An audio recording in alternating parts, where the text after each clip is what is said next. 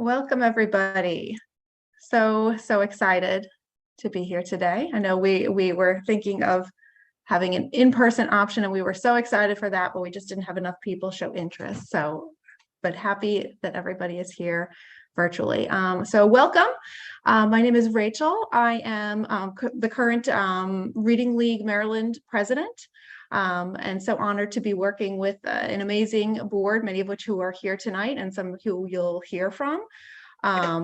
I want to point out we've got a Jamboard link in the chat for people to have kind of some discussions and whatnot, and just to be chatting and connecting with other people. We're here to support teachers and parents and school systems and the use of evidence-based instructional practices. And we want to see those instructional practices used with fidelity across the state of Maryland so that every child can read. I'm going to turn it over right now to my friend Karleen, who's also a board member here of the Reading League, and one of the primary kind of drivers of the Ready to Read Act, which is just amazing, the work that's gone into that. And I want school districts through this presentation to see really the value in that Ready to Read Act, and how useful that data is, and move from just, okay, we have this data, but how this can be used, and see that to help children. So Karleen, I'm going to pass it right over to you so we can get going. Okay. First of all, I'd like to welcome you, and thank you so much for taking the time to be here today. My name is Karleen Spitolnik, and I'm a board member for the Reading League. I'm not a teacher. I'm not an expert. I am simply your warm-up act this morning. For those of you who haven't had enough coffee yet, you can listen and slowly wake up. I'll be giving you background knowledge to help you understand the origins of the Ready to Read Act. So I am going to share my screen. Okay.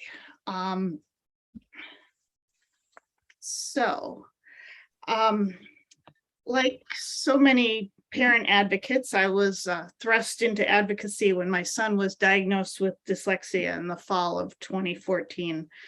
When we got the diagnosis, I didn't know much. I just knew that I wanted my son's reading and writing ability to prevent him, or to not prevent him from chasing any dreams that he had. In my search for information, I found an International Dyslexia Association meeting at Towson University. And at that meeting, I met Laura Schultz and Lisa Blattenberger when they talked about a grassroots organization they had formed called Decoding Dyslexia Maryland. So I joined them, but little did I know what I was getting myself into. So the first thing that happened, I guess I labeled this slide Maryland's first dyslexia law from 2015. So in Maryland, the General Assembly, which is our legislative body, has an annual 90-day legislative session.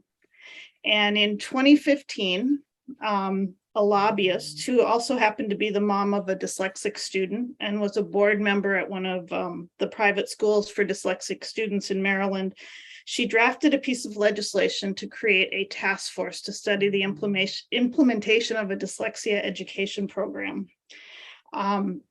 Creating a task force is really a common tactic in Annapolis if you want to create awareness of a problem, and it's often a first step. Decoding Dyslexia didn't actually write this legislation, but they jumped in and advocated for it. So this piece of legislation, there were some tasks that the task force had to do. They had to determine how students with dyslexia were identified and taught in Maryland. They had to determine what best practices were, and they were supposed to design a pilot research project. And there were 14 members of this task force. 7 represented stakeholders. So the General Assembly, MSDE, the Maryland State Education Association, etc. And 7 of them were appointed by the governor. So And those people were supposed to be 2 members from public schools, 2 representatives of the dyslexia community. Decoding Dyslexia got written into the bill. An organization that certifies dyslexia identification members. And that's where Decoding Dyslexia tried to exert some influence. So we identified individuals who could be the appointed by the governor, and wrote letters and collected resumes. And actually 5 of the 7 members that were appointed by the governor came from our list of people. So this task force met 10 times between September of 2015 and September of 2016, and they released a task force report. Let me see, I have it here somewhere. It's this huge document. And they created 6 recommendations. And you might be saying, why in the heck do I care about this task force report that happened in 2016? The reason I care is because those recommendations kind of became our roadmap.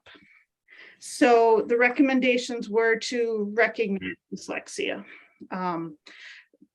have universal screening for kindergarten to 3rd grade, use multi-tiered systems of support for interventions for students that are struggling, use structured literacy instruction. It called for teacher training, pre-service and in-service that covered screening and MTSS and structured literacy instruction. And the last recommendation was to implement a dyslexia pilot program. So that became our advocates roadmap, basically. So I guess the first thing that happened was the first goal or first recommendation was to recognize dyslexia. While the task force was meeting, the U.S. Department of Education, the Office of Special Education Programs, put out a Dear Colleague letter. And the Dear Colleague letter said that it clarified that there was nothing in the IDEA that would prohibit the use of the terms dyslexia, dyscalculia, and dysgraphia in evaluations, eligibility determinations, or IEP documents. So that was great. That was cool. But there's also kind of a downside to that, and that's that by the time a student is talked about at an IEP table, they're probably years behind. It's often adversarial. It's expensive if the parents are trying to use advocates or attorneys. And what if the school doesn't have teachers knowledgeable to teach those students? And then what about all the struggling readers who aren't actually dyslexic and don't need an IEP, but they're still struggling?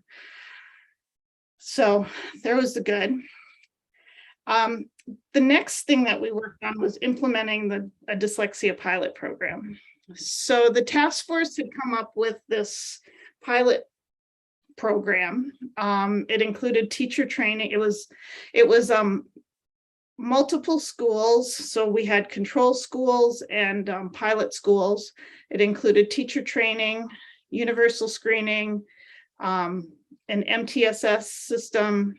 It was designed to be a demonstration project so that hopefully it would be studied and there would be results, and we could say, here, this type of a reading instruction system works. So Laura Schultz and I and some of the other advocates, there was a dyslexia bill starting to create a pilot that happened in 2017. That failed. We also tried to lobby the governor's office to fund the pilot in 2017, 2018. In Maryland at that time, it's changing next year, but the governor has to set the budget. The legislature can only take money out of the budget. They can't put money into the budget. So that failed. That was our dead end. So in 2017, we were trying to educate parents to that schools could say dyslexia.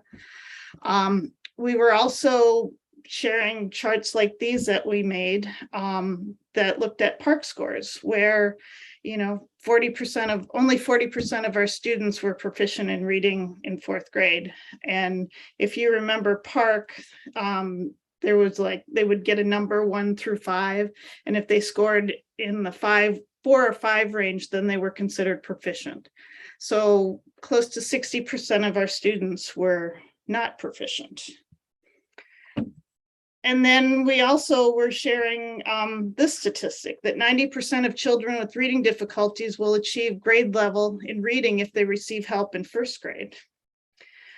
But 75% of children whose help is delayed to age 9 or later will continue to struggle throughout their school career. Well, kind of the answer to that, I know Laura Schultz that fall kept saying, we need a screening law. We need a screening law. And in December, the Maryland Association of School Psychologists asked Decoding Dyslexia if we could write a universal screening bill together. The Maryland Association of School Psychologists were also on that dyslexia task force. So that's where that relationship had started. So over the holidays, we wrote a bill and found a House sponsor and a Senate sponsor. It was Delegate Lupke in the House, and I can't remember who it was in the Senate. I'm sorry. So we had this bill. It passed relatively easily through the House. There was a hearing in the Senate, and then it sat. So nothing was happening. It just wasn't getting out of committee. Laura Schultz and I went and ended up, I think we spent about a week on the couch outside of the Senate committee room, trying to talk to senators, trying to get a vote in the Senate committee on this bill. Finally, there was a vote. Well, actually, first they amended it and took just about everything out of the bill. And there was a vote. So, and it went to the Senate. This was right at the end of the session, and they voted on it. So then we had 2 bills that were different. Well, then it had to go to conference committee. So on the last day of session, it went to conference committee. It was like 10 o'clock at night. They came up with an agreement on, what this bill should be. It went over to the House and they voted on it at like 11:40 at night. And we were all excited. I ran around to the Senate side and took the only seat I could find in the galley and, sat there. It was right up in front. And then there were some bills that I saw that came in, and the president of the Senate was looking through them, and then he pushed them aside, and there were a whole bunch of senators retiring, so he let them give speeches, and our bill never came to a vote in the Senate, so it died. So that was disappointing, but we did learn some lessons. Complicated bills need to be written ahead of time in the summer so that the language can be revised. You need to build legislator knowledge and support for the issue. Sponsors are really crucial. You also need to discuss the legislation with the groups that oppose it. And sponsors are very critical. So the next year we tried it again because our House sponsor really wanted this bill to pass. And we rewrote it. So we spent the summer writing legislation. We had a coalition of Decoding Dyslexia, teachers union, teachers, special educators, psychologists, and we wrote this legislation. We started meeting with legislators in the summer and the fall. We ended up with the new Senate sponsor. It was Senator Zucker. And we also met with the organization, well, one in particular that was opposed to our screening bill. He was still opposed to the screening bill, but at least we had a conversation going and we knew what he was talking about and he knew what we were talking about. What was interesting though is that we went to the new Senate sponsor and we sat down with him because we needed to educate him about what screening was and what interventions were. And we handed him this chart and he looked at it and he said, are all those kids who aren't reading proficiently, are they all dyslexic? And we're like, no, I mean, only like 7 to 14% of the population is dyslexic. And he's like, we kept calling it that dyslexia bill. He's like, we need to rebrand this, because we weren't talking about dyslexia. We were talking about all kids reading proficiently. So, Laura came up with the Ready to Read Act name. We also put a preamble in the bill. And this preamble came from, I think her name is Holly Lane. She's works with one of the Florida universities. I always get confused if it's the Florida Center for Reading. It's not the Florida Center for Reading Research. It's the other Florida university. And you can actually see it in the legislation, and that bill is on your list of resources. But it's the last line of the preamble says, whereas clearly the long-term effects of early reading difficulties can be devastating, and therefore it is crucial to implement an early warning system that includes universal screening and evidence-based supplemental reading instruction to prevent poor reading and literacy outcomes. So with all that work that we put in beforehand, our bill passed, and this was the bill signing, which was a great day. We actually had twice that many people come, because we actually have 2 pictures, because there were so many of us. It's kind of like you walk behind the table and they take your picture and they sign the bill and then you move on. So we got a bill. But unfortunately, with legislation, that's not really the end of the story. Since 2019, we've been working on, in 2020, we had an advocacy day, and we called it Equitable Practices for Reading and Dyslexia. And we had experts from the National Center on Improving Literacy come and talk to teachers. I'm sure some of you were there, about screening and intervention. There was a Ready to Read work group that started meeting in the fall of 2020 to look at what MSDE needed to do to help implement the Ready to Read Act. We provided public comment to the Board of Education. They proposed regulations, and Gail will talk about regulations versus legislation in a minute. And just about a month ago, we wrote the Reading League wrote a letter to Superintendent Choudhury about what MSDE is doing or not doing to implement the Ready to Read Act. So unfortunately, getting a bill signed does not just mean that things happen. There's still more to do. My personal tweaks that I would like to see, I want universal screening for K-2 and not just kindergarten. I think parental notification should go to all students and not just the students who are struggling. So that's where we are. Hopefully that gives you an idea of how we got to the Ready to Read Act. I always think it's easier to understand things when you know the backstory. And you could also think about any ideas that you might have for implementing this law or improving the law. Because nothing is perfect, and we'd love to work with you and hear any ideas that you have to make things better. So that is the origins of the Ready to Read Act. So I just dropped something in the chat with a link to the Jamboard. There are 8 pages on the Jamboard. The first one asking you to engage prior to the presentation. And I want to thank you, Karleen. And I also want to thank your team for all of the work you did to bring us to where we are today. Without you, we wouldn't be in the place we are. We know we have more work to do, but I want to personally thank you. And I've seen through the chat that many have also shared their appreciation for you and your team's work. So I'm going to open breakout rooms for 5 minutes. It's a brain break time. It's a refill your coffee cup time. You can choose to engage in breakout room or not. You can choose to engage in the Jamboard. We will be back in 5 minutes, and then we will move on with our agenda. Hello and welcome back.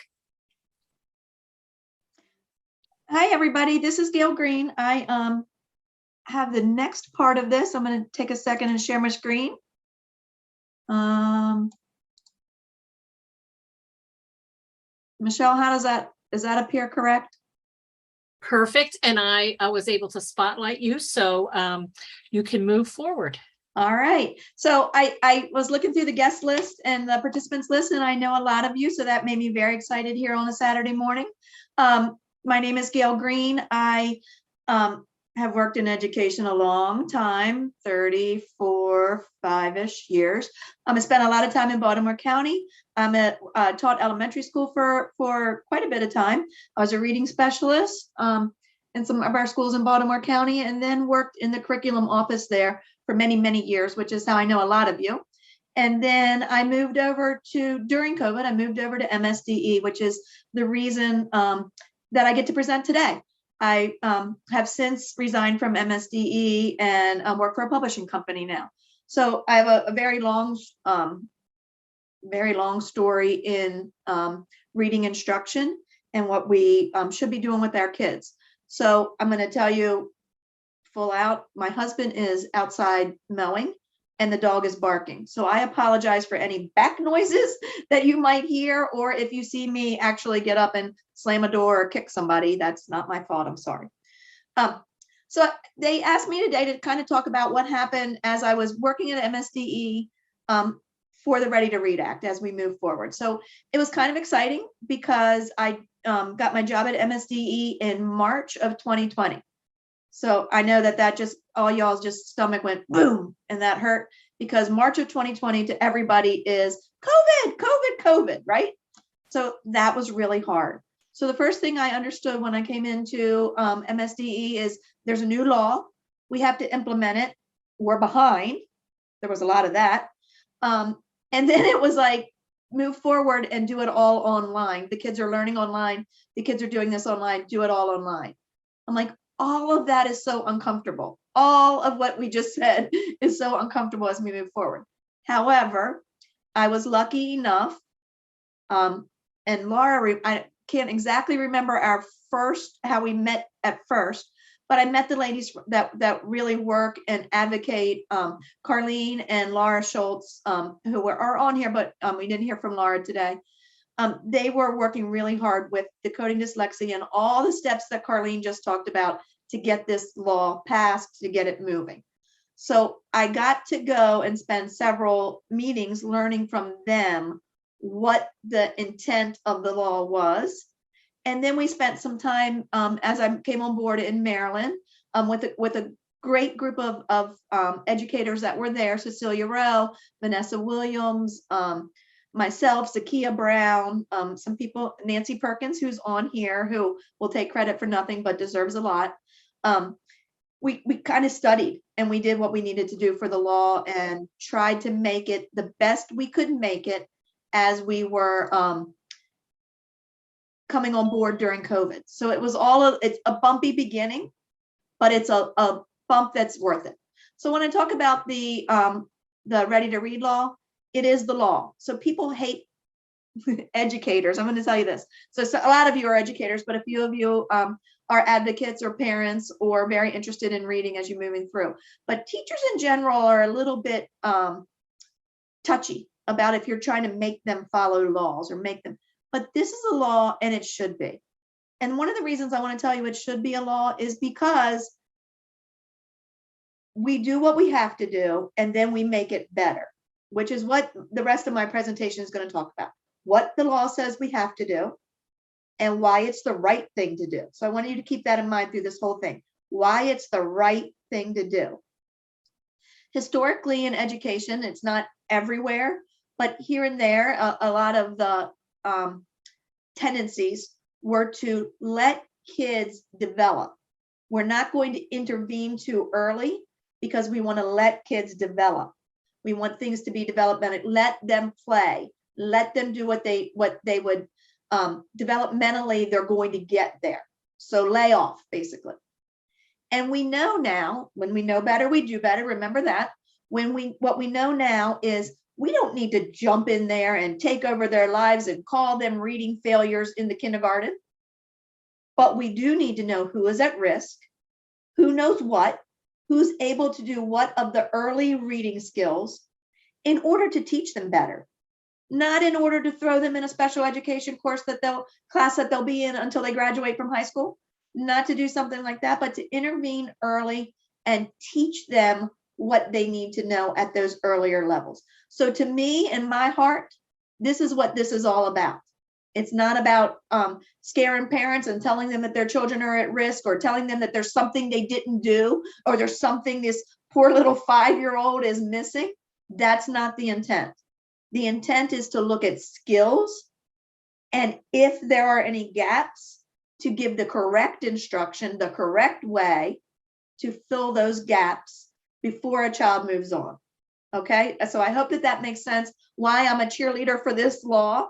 And I have a 4-year-old granddaughter, so a lot of you know I always talk about my granddaughter. A 4-year-old granddaughter, and I wouldn't want somebody to say that she has gaps, or that she's not ready for kindergarten, something like that.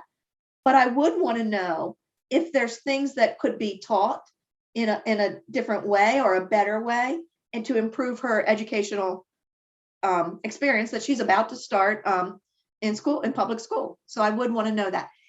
I want to start. This is the last thing I'm going to say about me. I am not a lawyer. I had the one law class that we had to have in graduate school. I haven't had anything else. I'm not a lawyer. So when the first time I read this law, I was like, oh, don't know. It was hard. It's hard. It's very difficult to look through and to go through it.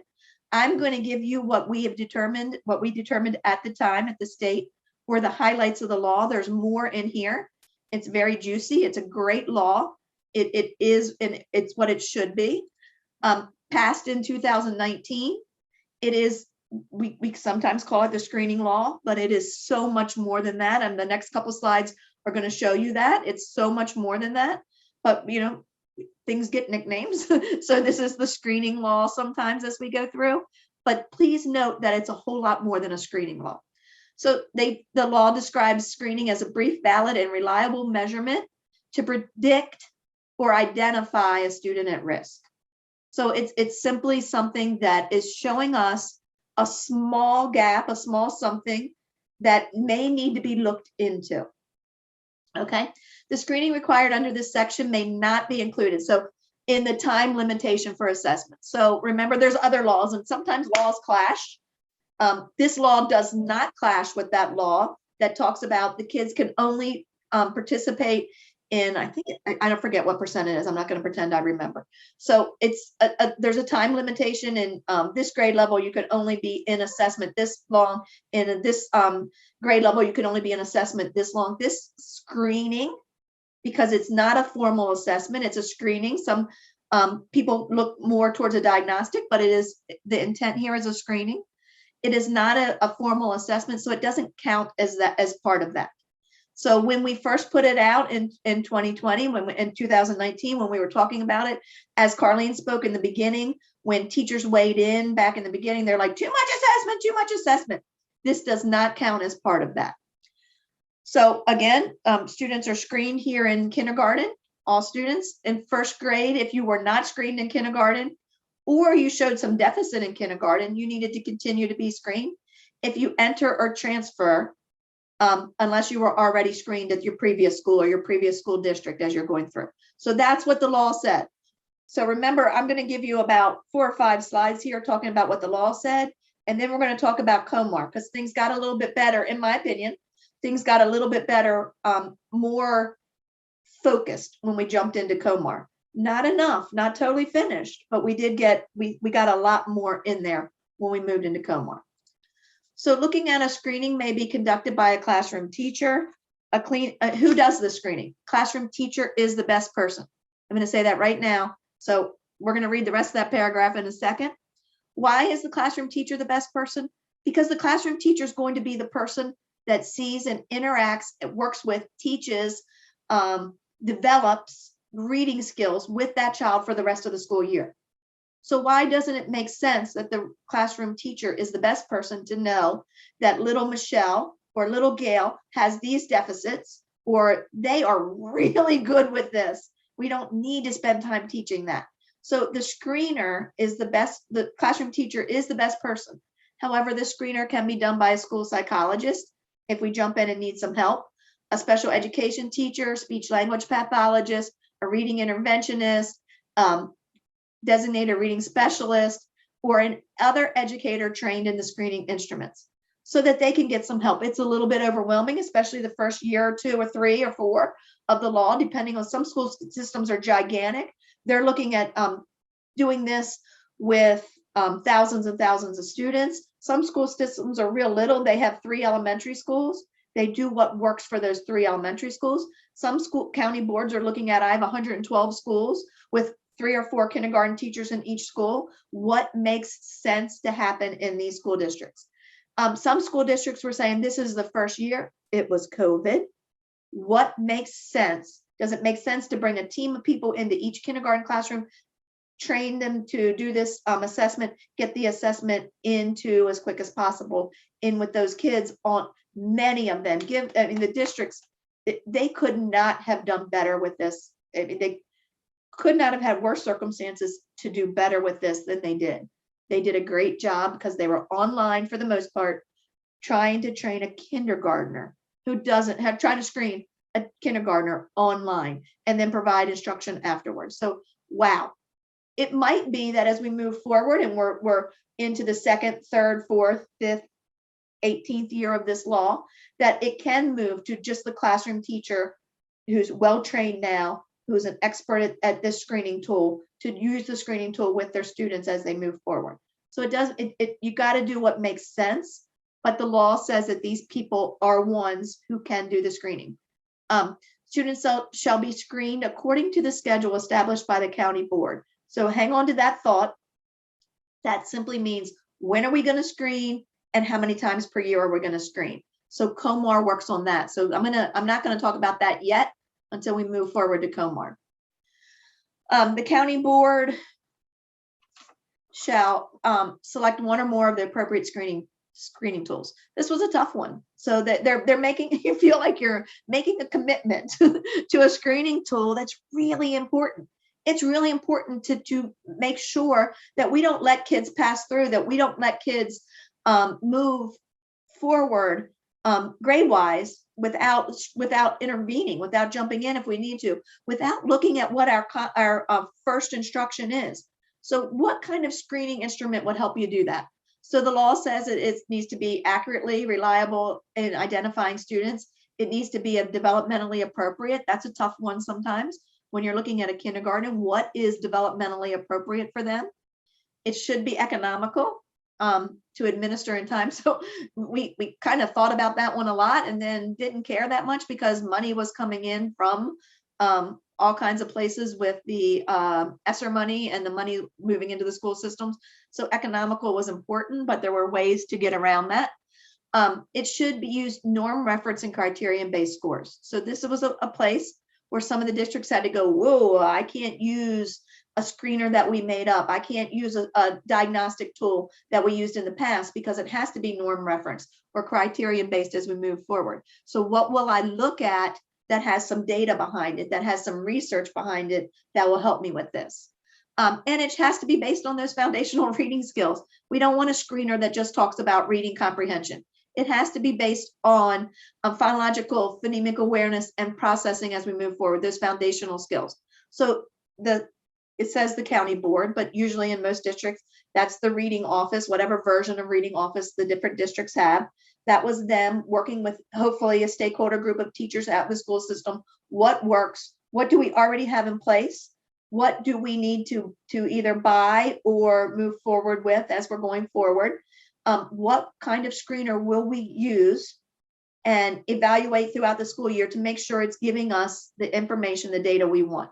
So they were making those decisions in 2019 into the 2020, 2021, the crazy, I call it, let's do it, the crazy school year as we go forward. So school systems made their screening choice.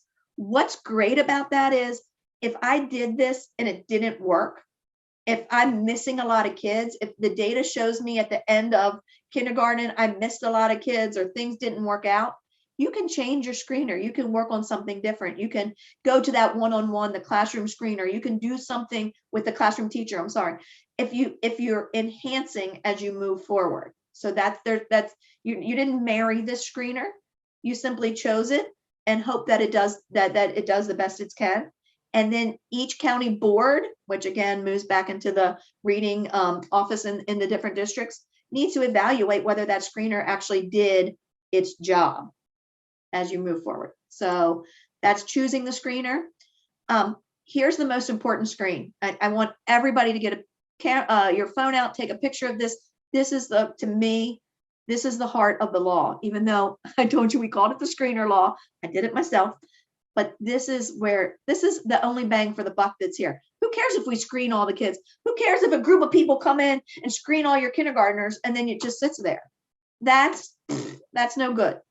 Here is the heart of the law. If screening results indicate that a student is at risk of reading difficulties, the county board shall provide supplemental reading instruction to address the student's identified areas of need. This is it. This is the meat. This is what happens. Is this, again, this is not pull those children out, give them to that special educator. That special educator should help. This is not that. This is give little Gail, little Michelle, little Bobby, little Sue, a little bit more instruction supplemental to what they're already getting, and give them more. Give them something additional so that this screener, the next version of the screener, does not show those same deficits. That's what this means. That's what this goes for. If every student in your kindergarten room or your first grade room comes up with a deficit, then this screener tells us that we're not looking at supplemental instruction, we're looking at core instruction at this point. So this data tells a lot. And I'm so excited that in a few minutes, when I be quiet, Kelly's going to jump up here and she's going to talk to you about using that data.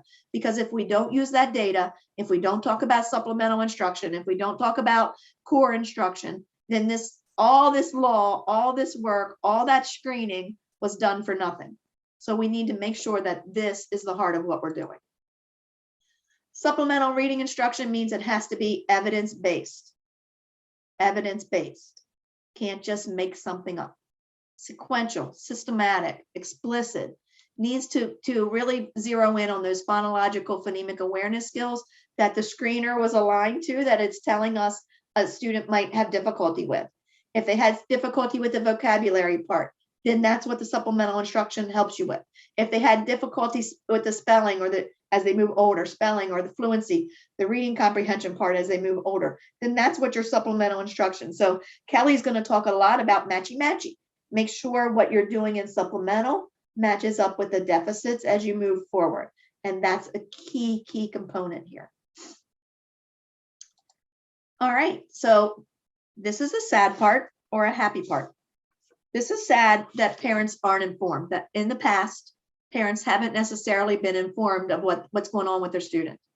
So this part of the law reads very strongly that upon registration, coming into kindergarten, coming into first grade, and moving to a new school, a description of that screening process and supplemental instruction process and checklist for parents for parents to be partners. Checklists to help with that have to be provided to the parent. Okay, it's that simple. This is what we're looking for with your student. This is why we're screening them. And then if a child is at risk, I know Karleen had just put up a slide a few moments ago that said they would like all parents to be notified. But the law says if your student is at risk, if your student has any difficulties, a notification letter to the parent or guardian of the student that includes those results in a description of the supplemental reading instruction. So I'm going to pause here for just a second and let you know that first year of implementation, even though it was a tough year online and then offline, because people all went back to the classroom, online screening results as we move forward, and then nobody knowing whether they were going to do it 2 times a year, 3 times a year, 1 time a year as they were moving forward looking at that screening. This is the part that many parents contacted me when I was at the MSDE and said, I didn't get this, or I got this and it doesn't make sense. So hopefully during that first year, most districts refined this process. So that's what happens when you're getting a law, when a COMAR gets added into that law, and we're going to talk about COMAR next. What gets added into that law, sometimes that first shot at implementation is rough going. And that's why we need all the professional learning. That's why we need sessions like this. That's why we need you guys to come on Saturday mornings at 9:30 in the morning. That's why we need you guys here to know and understand, so that when we can share the news. And I know Decoding Dyslexia joined hands with us and made sure that many parents were included and involved, but not enough. We don't get to. Sorry about that. Clearly I'm talking too much because my throat's going out. We don't get to enough parents to make them understand. So the first part of the slide saying, you got to give them something, give them at least a shot of understanding what's happening.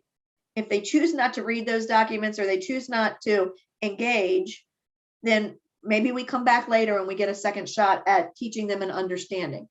But then it's only fair if your 5-year-old, if your 6-year-old, if your 7-year-old is having some sort of small at-risk or a bigger at-risk component here, then we need to make sure that the parent is being notified.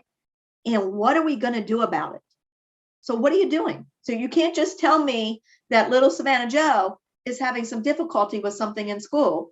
Now tell me what you're going to do about it. Don't expect me as a parent to know what to do. What are you going to do? And that's what this parent notification part is.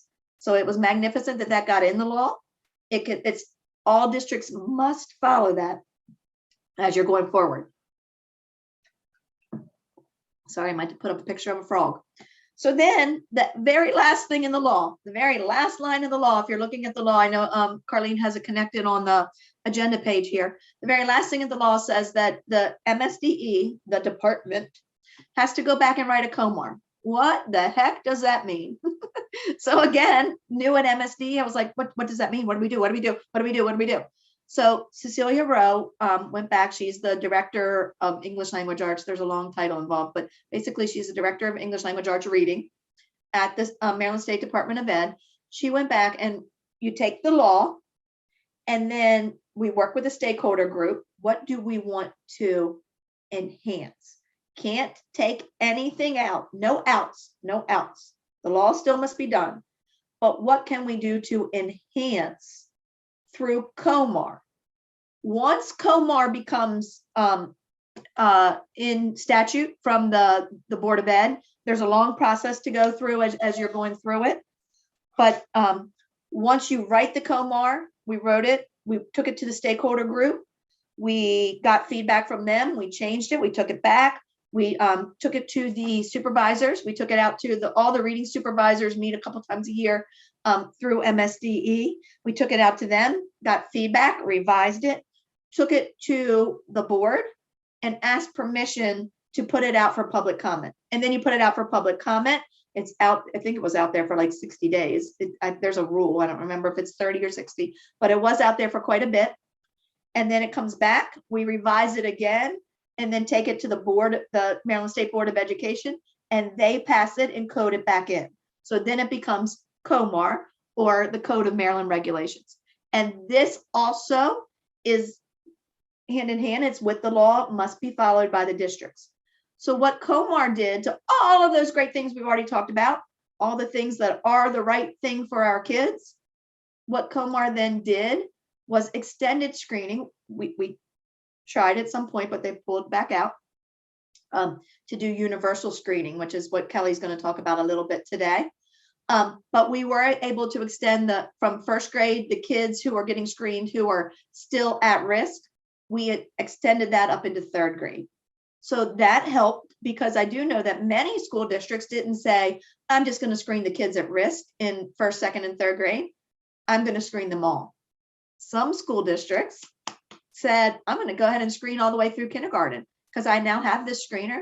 Any kids that are still continuing at risk in 4th and 5th grade, I'm going to continue to screen throughout there. So rock and roll. That's a really great thing. But COMAR, the new law, the regulations in Maryland does say through 3rd grade, we're going to keep an eye on those kids.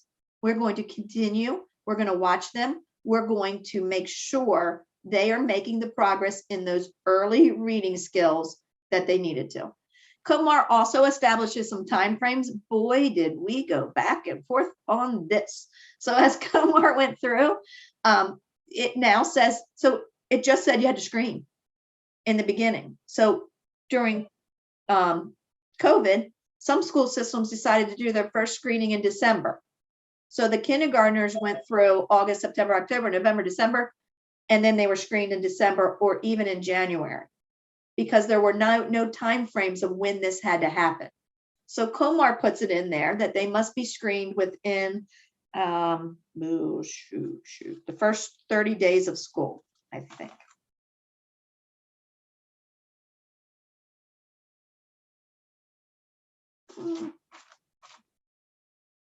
Gives it a time frame so that you're finishing within the beginning of school. Also gives it a time frame. You can't send the parent letter out 3 months later. Once your child is identified, might have some risk, might have some reading difficulty, might have some holes in early reading skills, the parent letter has to go out within 30 days. So the parent letter has to show you, remember what deficits your child might be experiencing, or that this screener showed your child might be experiencing, and what we're going to do about it. So that it puts some time frames on them as well as we're going forward. Also adds that there has to be progress monitoring. So you can't just give a screener, say, I'm going to do this, and then let the kids stay there forever and ever, or just say, I did it, check, I did it. That's not good enough. Now we need to do some progress monitoring. We need to go back every 30 days and check on that student and check on the supplemental instruction that my district chose. Is that supplemental instruction working? Is it moving these children in kindergarten, 1st, 2nd, 3rd grade? Is it moving them forward from the reading skills that I showed a deficit with? And can I show the parents that it's moving them forward? Do I see that difference in the in instruction and informative assessment within my classroom? So this COMAR adds in the regulation that school districts must do progress monitoring and must update the parents continually on how their students, hopefully, if all's going well and the correct instruction is happening now in the classroom, the student gets out of supplemental instruction and they go back into core instruction, as they don't need that additional time that is spent outside of core instruction. So we've added in progress monitoring and a progress monitoring schedule and an exit criteria. We have to get out. So I know in my former world, when I worked in Baltimore County, I worked a lot with older students in reading intervention. And we always said, it seems like it's a lifelong sentence. You had to be in there, you're in there forever. We're never coming back out. That is horrible for a kindergarten, 1st, 2nd, and 3rd grader as you're moving through it. So this part of COMAR requires an exit criteria. When can my student not be identified? What have you done? Because hopefully, again, if everything's working correctly, and if it's not, the teacher knows. The teacher needs to switch up. The teacher needs to change. The school district needs to change if something's not happening correctly. So luckily, COMAR adds in that progress monitoring, a monitoring schedule, and some exit criteria. We got to get back out of this. COMAR also allows, that's what we were just talking about, allows for a revision of supplemental instruction based on data. If my data shows that little Gail is still not making any progress, I've got to get her something different. And it would place me. It places me again and kind of forces the school districts into a system of multi-tiered support. What kind of support are you going to give me? And then how are you going to monitor me as I move forward? Requires the LEAs, we talked about this earlier, to annually evaluate the effectiveness of the screener and your reading interventions. Is it working? Is what I'm happening, is what we're using, lowering the number of kids that are identified at risk? If I can look at my 1st grade core instruction, if every year they're coming in out of kindergarten and they're still, I'm going to use your number, Karleen, 60% of my kids still scoring at deficit, then I need to wonder what's happening in kindergarten that's not allowing less of those kids to be identified, and let's move into something different. So it requires LEA. This is the best part. So if you're a teacher or a parent, if you're out here, if you're a supervisor, you know, none of this happens. All the way back to what Karleen said earlier and everything that I've used in my slides moving forward, none of this happens. Zip, none, zero. None of this happens if we don't provide professional learning to the right people. So Maryland State Department of Education is responsible for doing professional learning with the supervisors to make them understand multi-tiered systems of support, to make them understand appropriate screeners, to make them understand appropriate early reading skills that should be on their screeners. All of that has to happen. But then the school systems are responsible for making sure that the teachers, the ones that are with the kids, the ones that see the kids every single day, do you have the appropriate professional learning with on evidence-based, sequential, systematic, explicit learning in literacy? Okay, that's what has to happen. So this law now adds in the COMAR part of this, adds in professional learning. They have to have professional learning. Luckily, right behind that, this LEADS grant came through, which is spending that ESSER money, spending our COVID money. There is a lot of money put into professional learning for kindergarten, first, second, and third grade teachers, all of them, to learn about explicit, systematic, sequential instruction, called into the science of reading, but you can call it whatever you want, but making sure that you learn those early reading skills, my goodness, early reading skills as you're moving forward, and making sure that you're learning it in an appropriate way. So deep breath. Clearly I have no more voice left. That is it in a nutshell. That's the law, and it's a good law. I want to go back to the beginning of that. It is what's right for kids.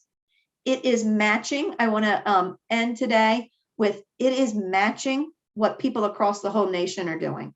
So this is one of the things I started learning at MSDE, but I'm going to put a plug in right now for our Reading League, because we have a policy committee that is studying and learning and figuring out what people across the nation are doing, what other states, what people are having, where they're having success, and how we can work that into. You know, there's a gigantic Maryland blueprint for Maryland. It's called a bunch of different things. Kerwin Commission, blueprint for Maryland, the laws that are just going through with changing education in Maryland.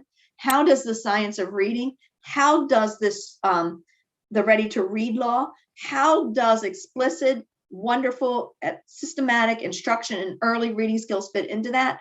The Reading League is doing a lot of studying and figuring out what's best, what's working across the nation, and how we can be part of those Maryland laws to really dig in and make sure our Maryland students are getting off to a great start. So a big part of that blueprint is early childhood education, Maryland has decided, luckily, they're going to put some bucks in there. They're going to put some money where their thoughts are, where their mouth is, and they're going to work on early childhood education. So let's keep our fingers crossed.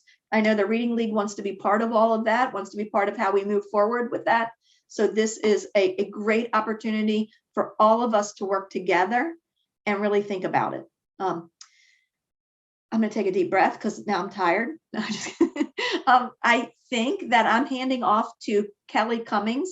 I could not be more excited for the rest of this afternoon, for the rest of this morning, part of this, because Kelly's going to talk to you about universal screening. She's, I know Rachel's going to introduce her, but I've heard her speak several times and learned so much, especially as I was coming into MSDE, as we were moving forward.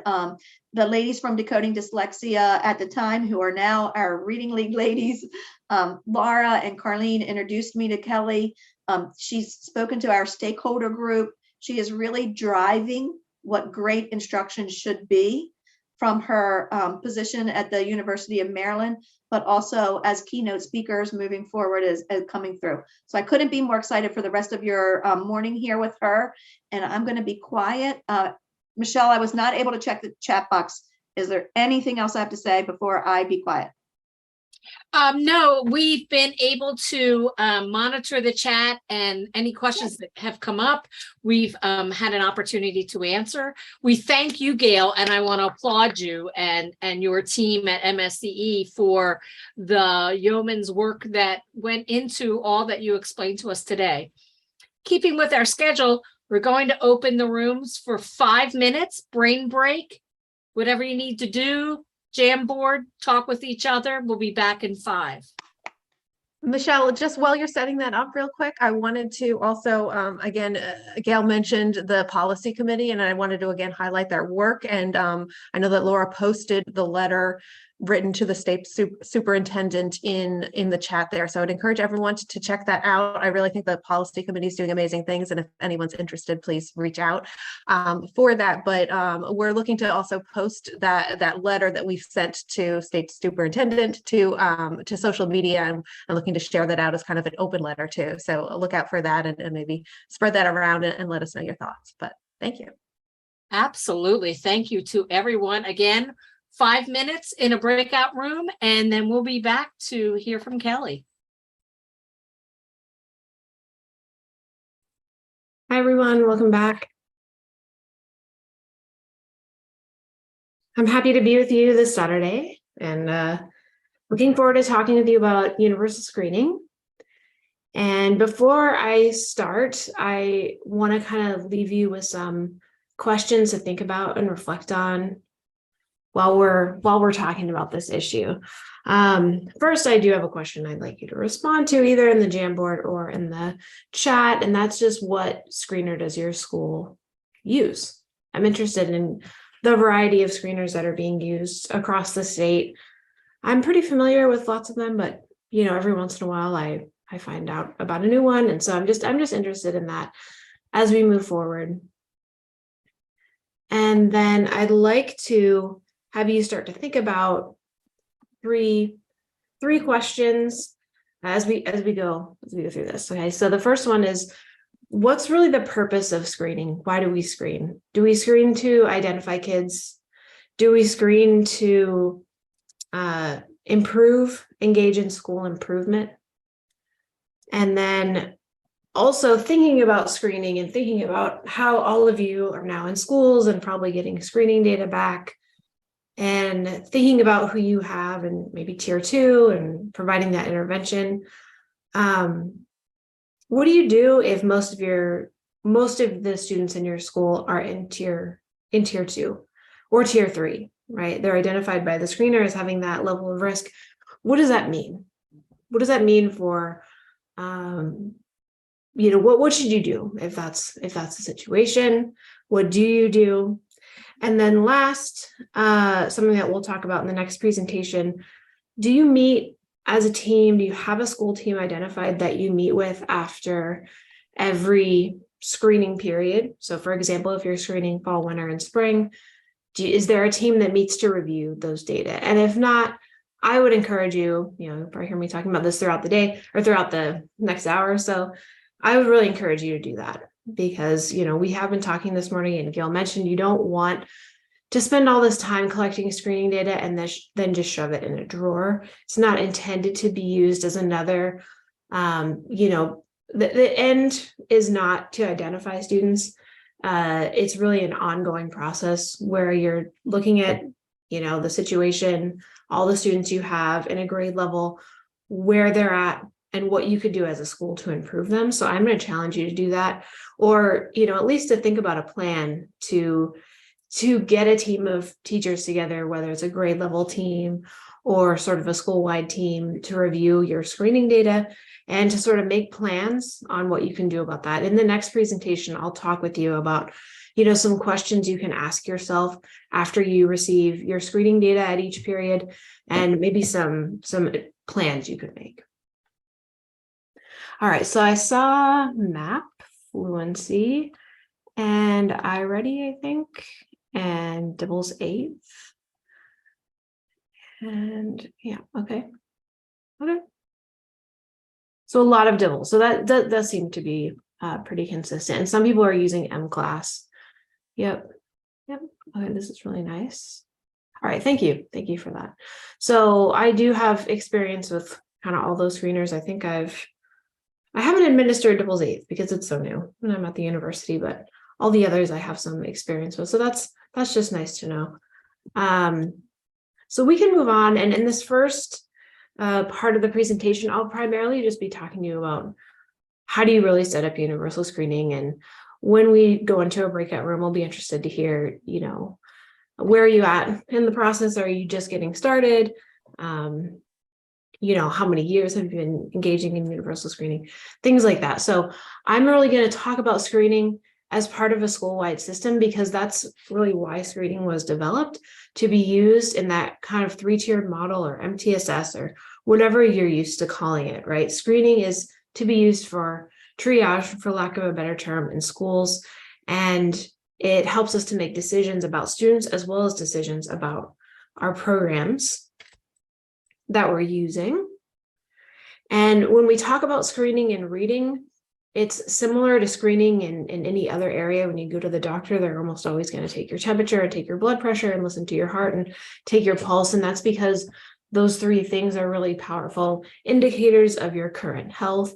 And when we screen in reading, it's not that we're screening in every possible area, right? But we're screening in those most important areas that tell us if a student is likely to experience future success or if they need more support to be successful. And we also, and I'm going to argue this, that we want to engage in screening to improve our whole school's performance. The idea that a rising tide will raise all boats, right? And we want to make sure that we're being as efficient as we can with our very limited resources, right? I don't know, if this is true in all of the schools who are present here, but the teacher shortage is just so real. And, we're coming back from COVID is really a challenge, right? So we want to do the best we can to get high quality screeners and identify which part of our population is on track for reading success. And if not, what can we do at the school level to support all of our students? So in my perspective and what we know from the science and the literature is that for screening to really be effective, it has to be used at a variety of levels. We also, if we're going to engage and look at our whole school's performance and think about how we can make improvements from fall to winter, winter to spring, from one year to the next, we will also look at the progress, not of only our students, but also of the school. So, and I'll show you how to do that. How can we use the data that we have to reduce the risk of students who are from tier 2, moving them to tier 3? Can we move more students from tier 2 back to tier 1 and reintegrate them? So it's really for evaluating the schools itself and using it to evaluate the risk of students and improving our programs overall. You all know, I don't have to convince you that early screening is important. And the reason why I think the state has started to focus on kindergarten first is because we want to have the longest instructional runway that we can to make improvements. And we know from this, very critical study from Connie Jewell that reading trajectories by 4th grade, by the end of 1st grade, actually, are pretty well established. And it's hard. It takes more resources. It takes more effort to move a student off a reading trajectory that they're on once we get to the end of 1st grade, right? So if you have a student who's a strong beginning reader, and a lot of times we think about that as they're able to read about 40 words per minute on an oral reading task, like CBM reading or ORF, if it's for Dibbles, then they have very, very high odds of being successful by 4th grade. And then those trajectories are really well established. So there is this idea, and you've probably seen this in a lot of educational initiatives, to try to get students reading, again, at a beginning level by the end of 1st grade. And that's really where screening came in and assessments like Dibbles came in, so that we could have early literacy measures to predict who would struggle with reading at the end of 1st grade.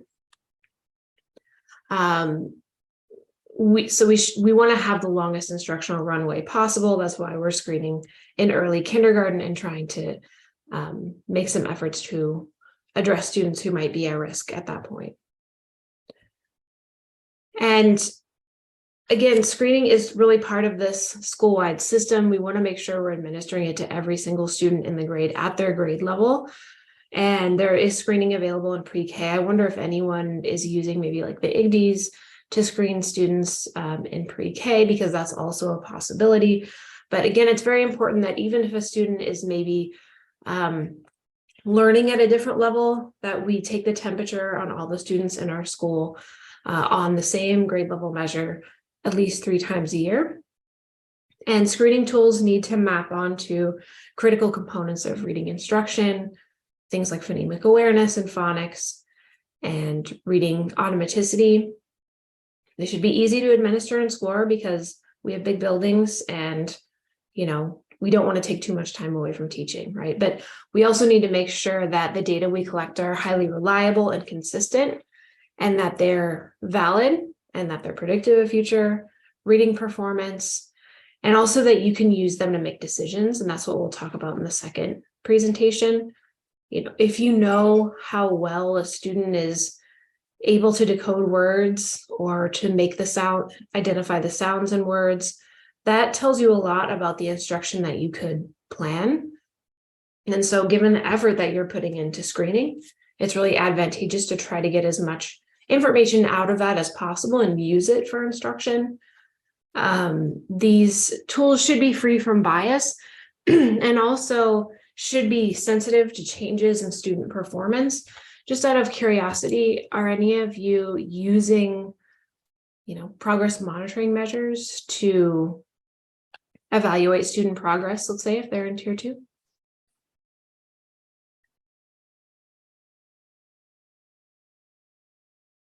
Just curious.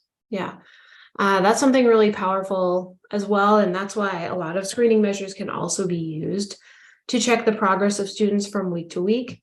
Again, the reason we would do that and monitor progress more frequently for students, let's say, who are receiving tier 2 support, is we want to know early if the instruction is working or not, right? And if it's not, we want to, again, have enough instructional time to make a change.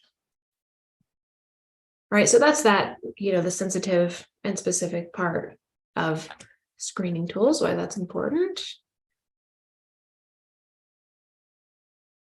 Screening tools should map to what we want to teach, because if there is a direct measure of something we want to teach, it's better to just get that direct measure as opposed to, you know, getting a measure that's further removed from the task of reading.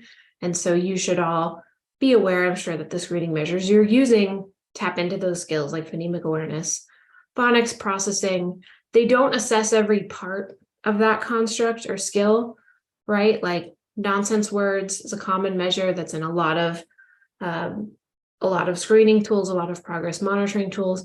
That doesn't mean we want to teach nonsense words. It just means that this is a quick way to tap into the context of phonics and see how a student's doing. And then to teach phonics, it takes, you know, there's a lot to cover. You know, there's a lot to teach and cover and practice with the student to improve their overall skills, right? So the idea is that these are just an indicator, like taking a temperature. Doesn't tell you what's wrong. It just tells you that there is an issue that, you know, needs to be addressed in the skill area. And also, if you teach large phonics, you know, you teach in detail and teach deeply those skills, you should see a change on the indicator measures.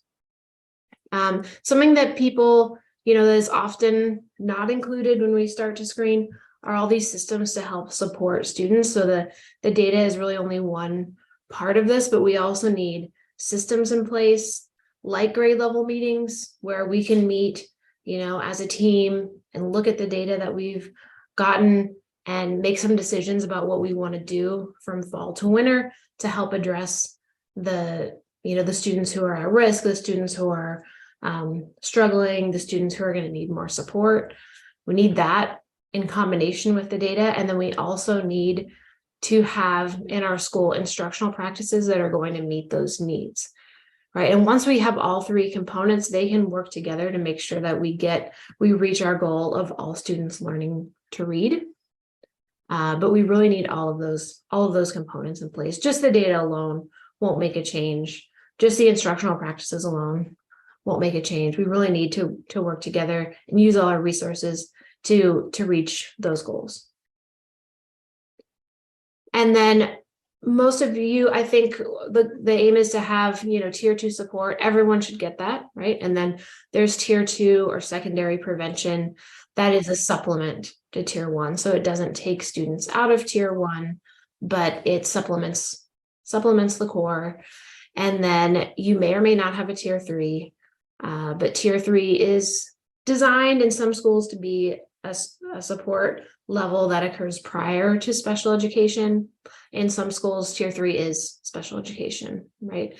And the idea is that through the screening, we could also add progress monitoring, but through the screening 3 times a year, we're going to know how students are doing, who's moving out of tier 2 at the winter point, who's moving into tier 3 from tier 2, who's moving back to tier 1. And that's really the instructional system that we map the screening onto. One thing that's important too, when we think about why we screen fall, winter, and spring, and why some students may drop out, maybe they were in tier 1 in the fall and not in the winter, is because, and you'll see this in your systems, the goals change from time point to time point, from period to period. So the goal in fall is lower than the goal in winter and is lower than the goal in spring. So even those students in tier 1 will need to continue to make progress in order to hit those mile markers on time. So if you're setting up universal screening, you've already been through step 1, identified a set of screening tools, determined when it will be collected and what intervals. Hopefully everyone who's collecting the data has received training. It's really, really important. And the idea, and when I've worked with NSEL, our recommendation to schools is that you do have a checkout on the reliability of those individuals who are collecting the data. So that if I were to, ask a student to read out loud and score them using like an ORF or something like that, or a reading fluency measure, we should both get the same score for that student, or we should agree about 85 to 90% of the time. And because reliability drifts over time, drift happens, it's recommended that if you can, to double score to, or shadow score, however you want to refer to it, about 10% of the data at your school to make sure that the data you're getting are consistent, right? And so that can just look like, maybe you randomly select 5 to 10% of students at your school, and then those particular students get double scored for the winter assessment, let's say. And then you make sure that there's still that high agreement, you agree 85% to 95% of the time, or 85 to 90% of the time on how you scored the student. And it's helpful to have an interim refresher training. If someone at your school gets really, well trained on these measures, and they can offer a refresher right before the winter benchmark, let's say, or right before the spring benchmark, just so everyone who's going to collect data agrees on what the procedures are. And it doesn't have to take very long. Maybe it can take about half hour, 45 minutes, but that everyone's still on the same page as we move through and collect data, so we can make sure that we can have confidence in the decisions that we get. It sounds like a lot of you are using MClass and MAP, and so you don't have to hand enter the screening data, and that really helps a lot. If you are hand entering the screening data, the hope is that you can get that into the system really fast so that you can share the reports with teachers a week or two after the screening, right? While it's still pretty fresh. And again, if you have some teaming around that, where you're going to look at the data and make some decisions about what to do, it's helpful to have that data really fresh and to make time to look at it. And I guarantee you will learn a lot from examining it, looking at all your reports. I'll share with you some sample reports, but all of the systems that you're using are going to have really similar information. And it's helpful to look at. And then really the next step, taking screening to the next level, is learning how to use data to plan instruction and evaluate instruction and tweak or change instruction to meet new students' needs.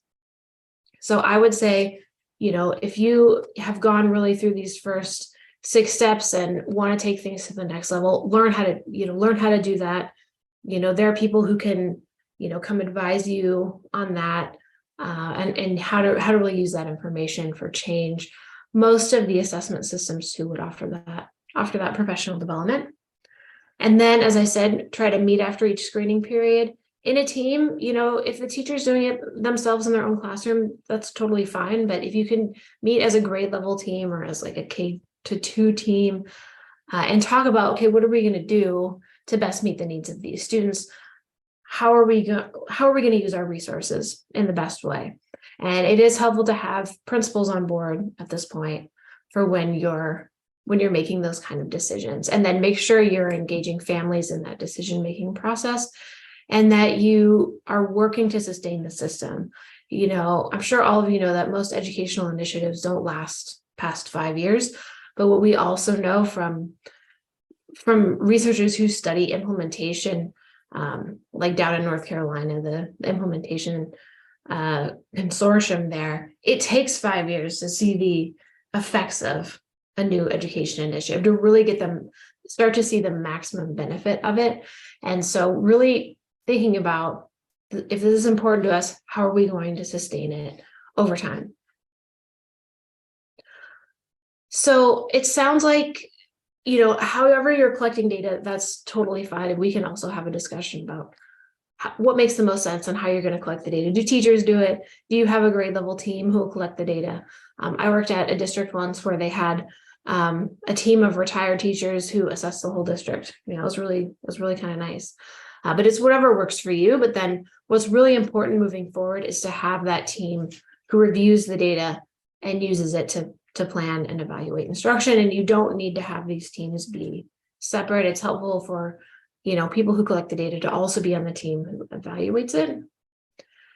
And when you have your current meetings, you can think about also using this idea of triage for how you review students' needs and support. So for students who are in that benchmark range, or they're identified as low risk of developing a future reading problem, reviewing those students and seeing how they're doing every benchmark period works well. If students are in, receiving tier 2, if you can meet once a month and maybe look at progress monitoring graphs, see how those students are progressing and what's working, maybe what needs to be changed. And same if you have students at high risk.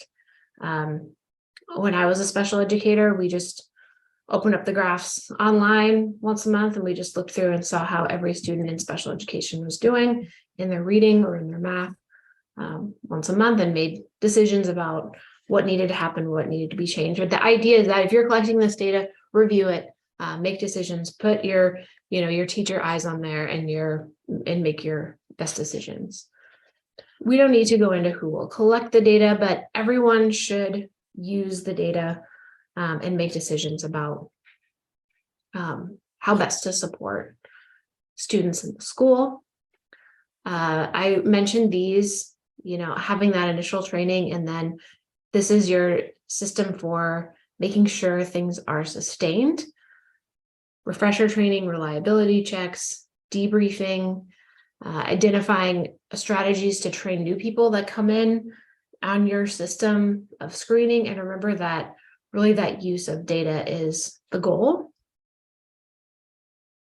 And remember that the purpose of screening is really to improve outcomes, and that part of the reason that we screen is, one, to see where students are at the beginning of the year.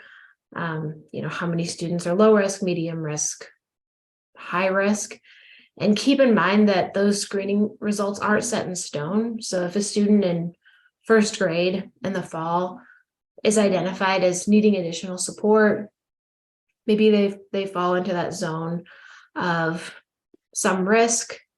Remember what that zone means. It means that there's about a 50-50 chance that the student will hit the next benchmark goal, right? That's really all that means. And it's meant to be ruined with good teaching, right? So to take a student who has a 50-50 chance of hitting the winter goal, let's say, our job as teachers is not to say, well, that student's at risk, that student's a struggling reader. They're always going to be a struggling reader, but to actually use the instructional time that we have to improve outcomes. And when we do that, you will see students who are receiving tier 2 go back to tier 1, students in special education exit out. That's really what the purpose of the screening approach is. And when you focus on the big ideas for instruction and remember that reading is the point, you will see, changes in outcomes for students. Make sure that when new staff come in, that you talk about correcting misconceptions about data, right? That, like I said, that the student is at risk, or they're going to need special education, or they have dyslexia. All that we know is that the student needs more support. And likewise, when we think about the screening tools themselves, they are indicators of a larger scale, and the test itself should not be, that's not what should be taught, but the skill itself. Let's see, how are we doing on time? So again, a way to remember that is just that screening assessments are indicators, teach comprehensively, and then you screen narrowly. And it is important. I don't know if any administrators are here today, but administrators can really set the tone and help the collaborative planning around what to do after each benchmark be successful, right? Maybe we need another, section of tier 2.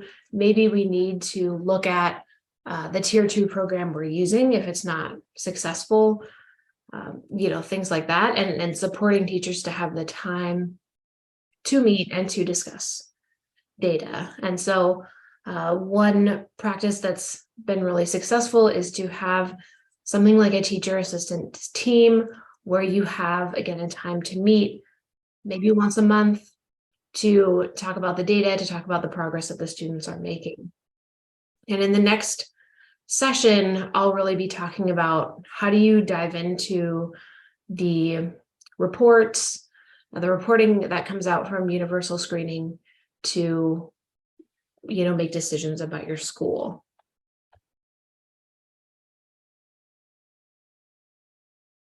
All right. So I think if it's all right, we might, just jump into a breakout room and kind of walk through the questions that I discussed at the beginning. I don't know if that's something that will work, and then maybe we can stay there for about 10 minutes. Thank you so much, Kelly. I would recommend that everybody take a screen, a photo of this screen so that we remember when we get into our breakout rooms what questions we're delving into. Mm-hmm. And if it's okay with you, I'll open rooms. We'll stay in the same rooms because I think it's good. We've established some relationships, and we'll take about 10 minutes. Were there any questions before we go into breakout room? All right, I'm going to open the breakout rooms for 10 minutes, and we'll see you back soon. That was very helpful. Thank you. I enjoyed that, learning about what's going on. It seems like there's a common situation going on where there's maybe 2 screeners, one for everyone and one for the students who maybe screen into at risk or who are receiving special support. So that's something I think I'd like to keep the conversation going on that. See how that's working for everyone and see if there's a way to also continue screening at 3 time points, at least in kindergarten, for everyone, even those students who initially hit that target for low risk. All right, so this is, one of my favorite topics. It's what I've been focusing on in my career and in my research, database decision-making and intensive intervention. We've really talked about universal screening mapping onto that 3-tier model. And when we talk about database decision-making, I'm going to propose, it goes by many names, but just a problem-solving model for decision-making. So is there a problem or an issue with our students' reading skills? And then what is it? These are kind of the questions you can ask yourself as you look at your data. Where and why is the problem? And I'll show you different ways you can examine those questions. And then what are we going to do about it? And then let's try that. And then let's come back in the winter and see if it worked. You can do this with universal screening and look at your whole school system from fall to winter to spring and see where there's issues and gaps, try to address them the best you can. It doesn't mean going out and buying a new program, but maybe is there a way you can enrich phonics instruction or something like that? Or can you enrich comprehension instruction if you're seeing a certain gap? And then in the winter, it's meant to be really a progress monitoring data point for your school, right? So how did we do? What improvements did we make? And as I mentioned, in all the systems that you're using, there are school reports. The school reports will only be useful to you if everyone is assessed. And so I understand that, the way the law currently is stated, you screen everybody in the fall, right? You can correct me if I'm wrong, but then if there are students who are low risk, they don't get rescreened. And so really this process of decision making at the screening level relies on having everyone screened 3 times a year, at least in kindergarten. And ideally, I would argue through grade 3, but that's not a mandate or anything. That's just what really tends to help make sure you have a strong system all the way through till grade 3 when students start to transition to reading and learn. So we screen all students so we can evaluate our system and so we can engage in prevention. And the way these screening systems are set up is, especially in grades 1 and 2, when the skills change fast and students are expected to improve in those literacy subskill areas relatively quickly. We want to engage in prevention, and a student screening at risk at one time point or at low risk or on track or at benchmark, whatever term your system uses, is not a guarantee that they will hit the next benchmark, right? So that's sort of why, I'm talking about, well, it'd be really great if you could screen everybody 3 times a year, right? Because if you have a student who screens at low risk in 1st grade or in kindergarten or 1st grade, that means they have an 80% chance of hitting the next goal. Doesn't guarantee they will, right? Because to keep staying in tier 1, you have to keep progressing your skills, right? So that's why I think that that's really important, right? And it helps you engage in prevention and making sure that your school system is getting kindergartners where they need to be. And a big part of that is making sure that kindergartners who come in at low risk stay at low risk in the winter, and they stay at low risk in tier 3. We also want to screen so we can make good use of instructional time. For instance, we wouldn't want, if we move a student into tier 2 support and they get better, then we can move those students back to tier 1 and, save our resources, save instructional time. Screening has been demonstrated to improve outcomes for students when it's used, when it's used in a system like this. And then also, as I talked about, we screen all students so we can triage our support and make sure that, we'll talk more about that in a little bit. So screening is really meant to be used in that 3-tiered model. And it sounds like everyone is really, using that tier 2 support, effectively, and making sure that students who screen in are getting that support.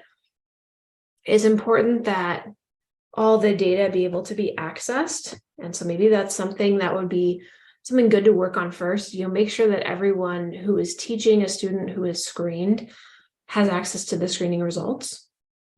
and that we can translate those results for parents and for other teachers and support staff within the system. And then we build on our successes to improve the screening results, right? So again, starting here even would be a good place to start so that everyone who's teaching a first or a kindergarten student who's screened gets access to that data. I'm just going to check and see if there's any questions. All right, and here's that system again, right? Data alone won't improve student outcomes. We've got to use systems of reviewing data and reviewing our support and making decisions about what we might want to change, what we should change, how we should change it, coming back and reviewing those outcomes. That we do have data that's tied to instruction that helps us make decisions about instruction, and that we have those really effective instructional practices that are tied to the science of reading and that we know have a strong evidence base, right? And one thing that I can share some resources about that if you're interested in, looking at instructional practices. A 3-tiered model is more than just having those 3 tiers of instruction, though, right? It's important to have leadership in that model and to have the tiers of instruction. And ideally, these need to be flexible tiers. We need to be able to move students in and out of tier 2, or if we think about tier 2 even as having a range or levels of support, that we're able to group students based on their skills, right? And if a student makes a lot of progress, we maybe move them to a different group, that we can be really flexible and have lots of systems of support that help students and meet them where they're at, even outside of special education. A 3-tiered model includes that problem-solving process, which I'll talk about next, a process to evaluate data, to communicate, to collaborate, and to build capacity and build infrastructure, right? All of these components work together to make universal screening successful.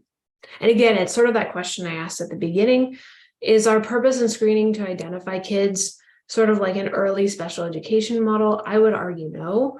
The purpose is to support all students and to make sure students get what they need and to have a system that supports students to get them that instruction that they need.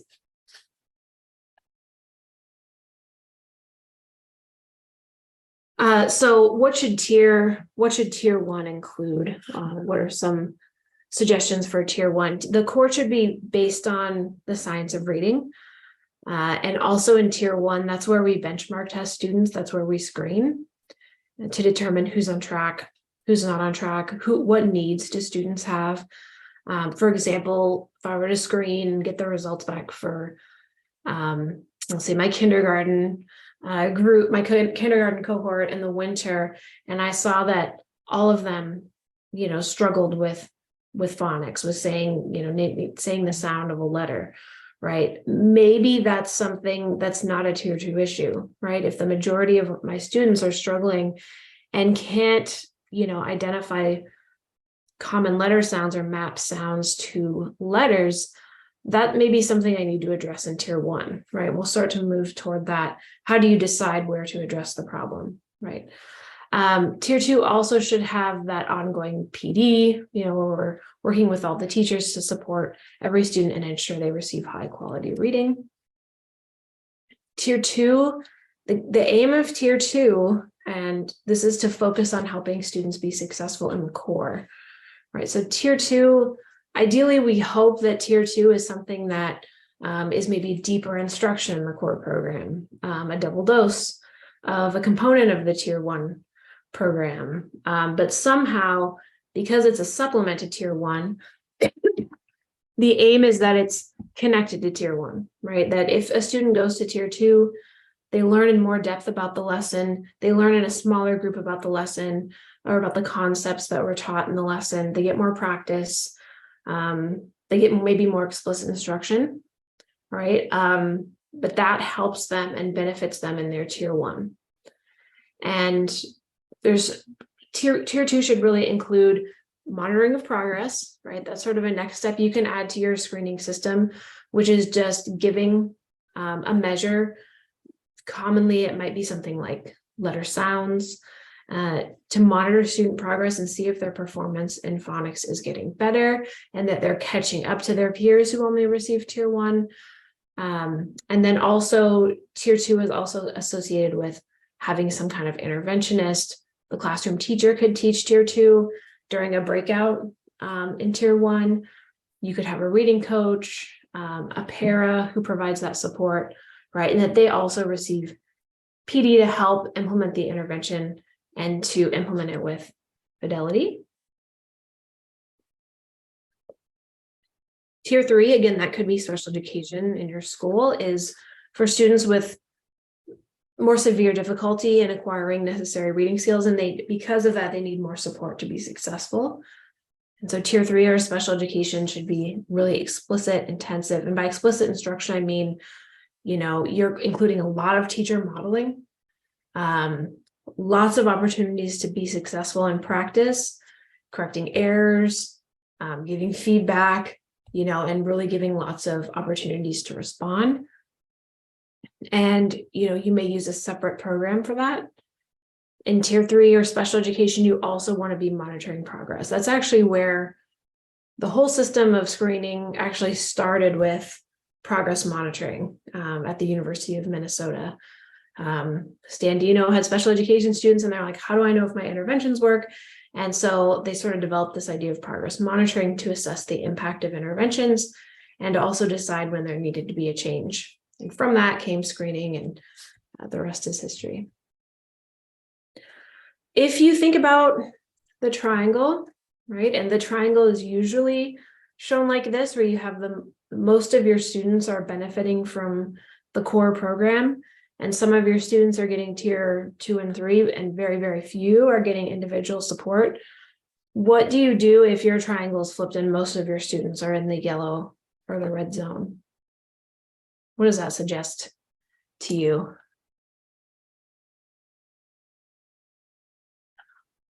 Well, if we see that most of our students are not benefiting from the core, then better than trying to intervene with every single student in the school, if the majority of them are struggling, it's better to actually focus on improving that core support than to try to give individualized or supplemental intervention to everyone. So that's one of these, once you start looking at your data, that's a core principle, right? If our triangle is tipped, that's telling me the biggest impact I could have on my students is to address tier 1 and maybe tier 2 before the individual and before the small group, right? And in fact, there are a lot of situations where the triangle is tipped, and that's might just be the way it is.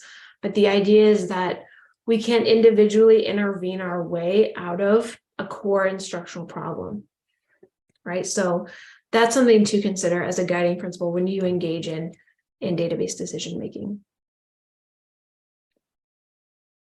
And we went through this before, right? But the steps in universal screening, right? First, make sure you're collecting data reliably. Everyone has training. You have logistics support. You have a way to share the data. And then the next steps after that is to really try to engage in some kind of team-based problem solving. And the problem solving process, you've probably seen models like this before, I'm sure. It's a recursive process where you first want to look at your kids' reading data in kindergarten, let's say, and look and see, is there an issue? Is my triangle flipped? Do I have the majority of my students needing tier 3 or tier 2? And if that's the case, what's really going on? Is it a core instructional problem? Is the issue that my EL students, my English learners, or the emergent bilinguals in my school are the ones primarily struggling?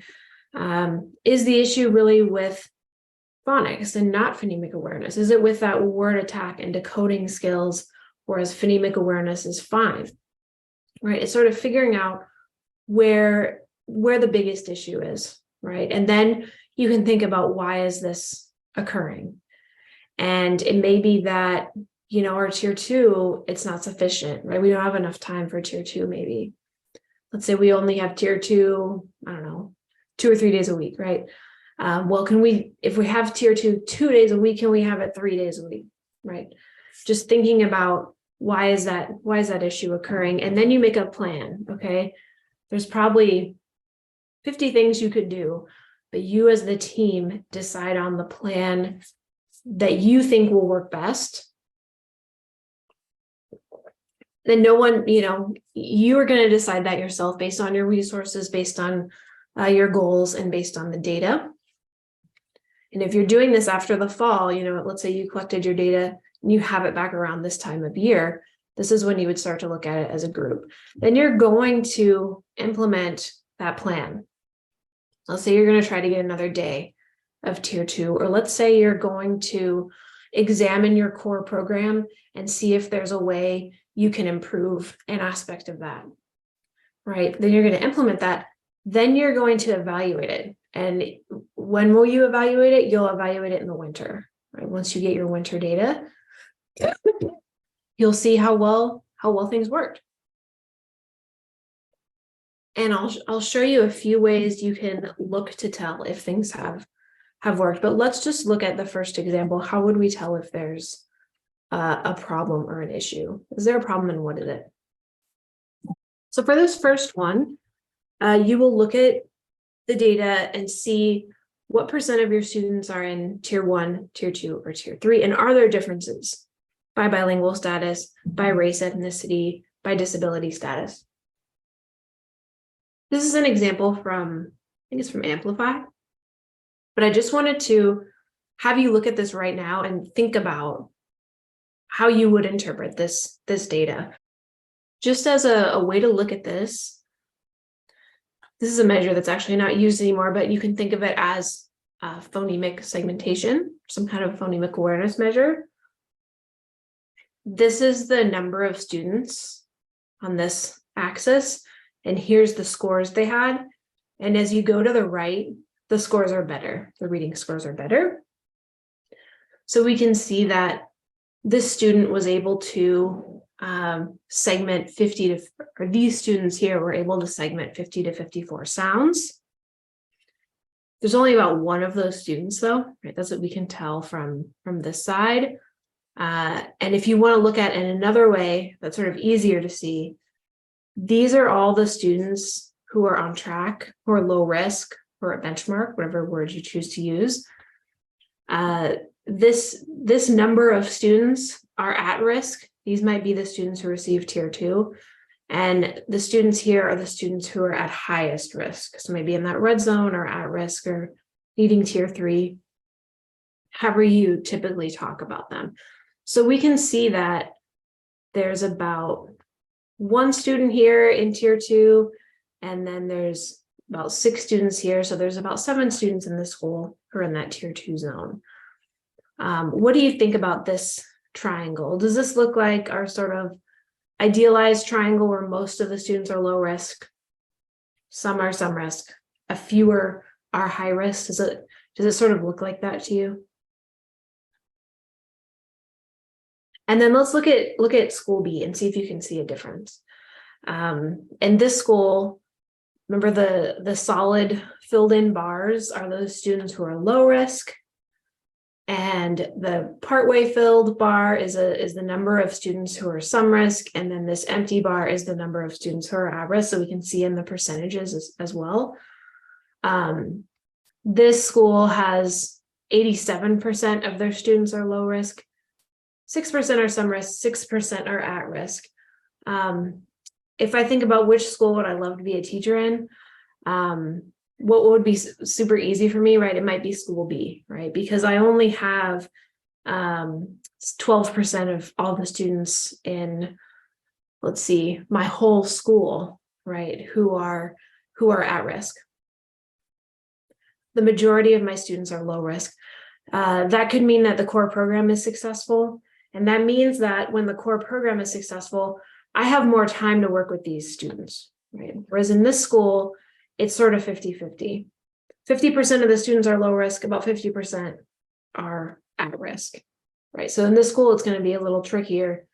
Do I want to intervene with the 50% who are at risk, or do I want to try to focus on the core, right? So this is just an example of one report, you could look at to see if where the problem is. This is another report also from Amplify this is a whole district, for instance, with 2 schools. And again, you can interpret it sort of similarly. The white bar is a number of students who are at risk, some risk, low risk, and you can see the percentages right here. And we can look at the different measures to see, who's at risk. And so we can see that on both of these measures, letter naming and nonsense words, we have a lot of students who are at risk. We have more students who are at risk in the school than are at low risk, right? So we have 18 that are low risk and 32 that are at risk, right? And so what that means is if I'm going to intervene in the school, it's going to be tricky. It's going to be challenging to intervene individually or as a small group with more than half the students in the school. So I'm starting to see a pattern here, right? I may need to focus on my core to make the biggest improvements in my school. Then you can start to drill down, and that's really the whole process. So is there a problem? Yeah, a lot of my kids are at risk. If I don't do something, they're probably going to continue to be at risk, right? And if I can't intervene individually with all of them, I'm going to need to try a different strategy. Here's another way to look at the problem. Let's say if you were going to have your individual teachers engage in problem solving, this is a slightly easier report to read. We can see that we have the student names and we can tell which of the students are at risk, some risk or low risk on a variety of measures. And then the teacher could engage in planning around that. So that's really, these 3, you would see if there's a problem, and now it's time to see, why is that problem occurring? Are there individual skill deficits? Are particular groups of students struggling more than others? And is our system not really working that well, right? Do we see problems where the students at tier 2 are all not getting better, or tier 1 is losing students? So I kind of want to jump ahead here a little bit to talk about what we're going to do. We have to find an area to prioritize. As I mentioned, a general rule is if most of your students are struggling, you're probably going to be better off improving tier 1 because most of the students are struggling. We would then decide to develop a plan and implement it, and we'll check in and see how it's working in the winter, right? So it's, you have an ability to see if things are working if you're screening all your students 3 times a year. As you think about what solution to plan, you'll have to prioritize. I wish our schools were fully funded, and so was IDEA and all of that, but we're going to have to prioritize and think about areas to plan and think about what could give us the most impact. And so things you can think about is time. Can I spend more time on instruction? 2, can I implement my instruction or my intervention with better fidelity, right? Which means how accurately are you adhering to the principles of that intervention program? Can I change the grouping of instruction, let's say in tier 2? Can I make sure that tier 2 better integrates with tier 1? These are, again, all just strategies you could think about to help improve outcomes for students. Or could I help coordinate instruction in a better way? How am I doing on time? If someone wants to direct message me in the chat. I share this chart a lot because sometimes maybe people get the impression that, oh, well, I need to make a change. I need to buy a new program. No, this chart was really developed out of Reading First a long time ago at U of O.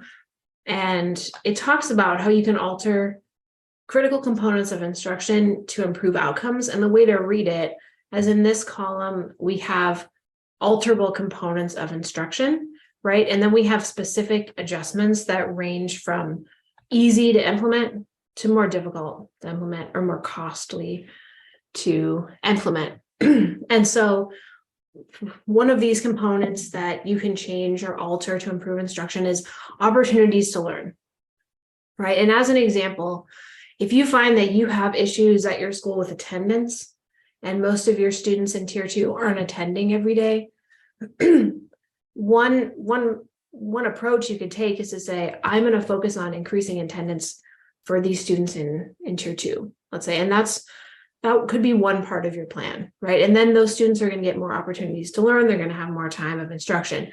Now, let's say you aren't seeing an impact and you've implemented some of these maybe less resource intensive adjustments. Can you add another instructional period, right? That's what I was talking about. Like if you aren't implementing tier 2 4 days a week or something like that, could you add another day that you implement tier 1? Instructional grouping. Are you grouping students? It sounds like many of you are, based on their skills. You can use the universal screening results to group students based on their skills. And I can leave a chart that kind of shows how to do that.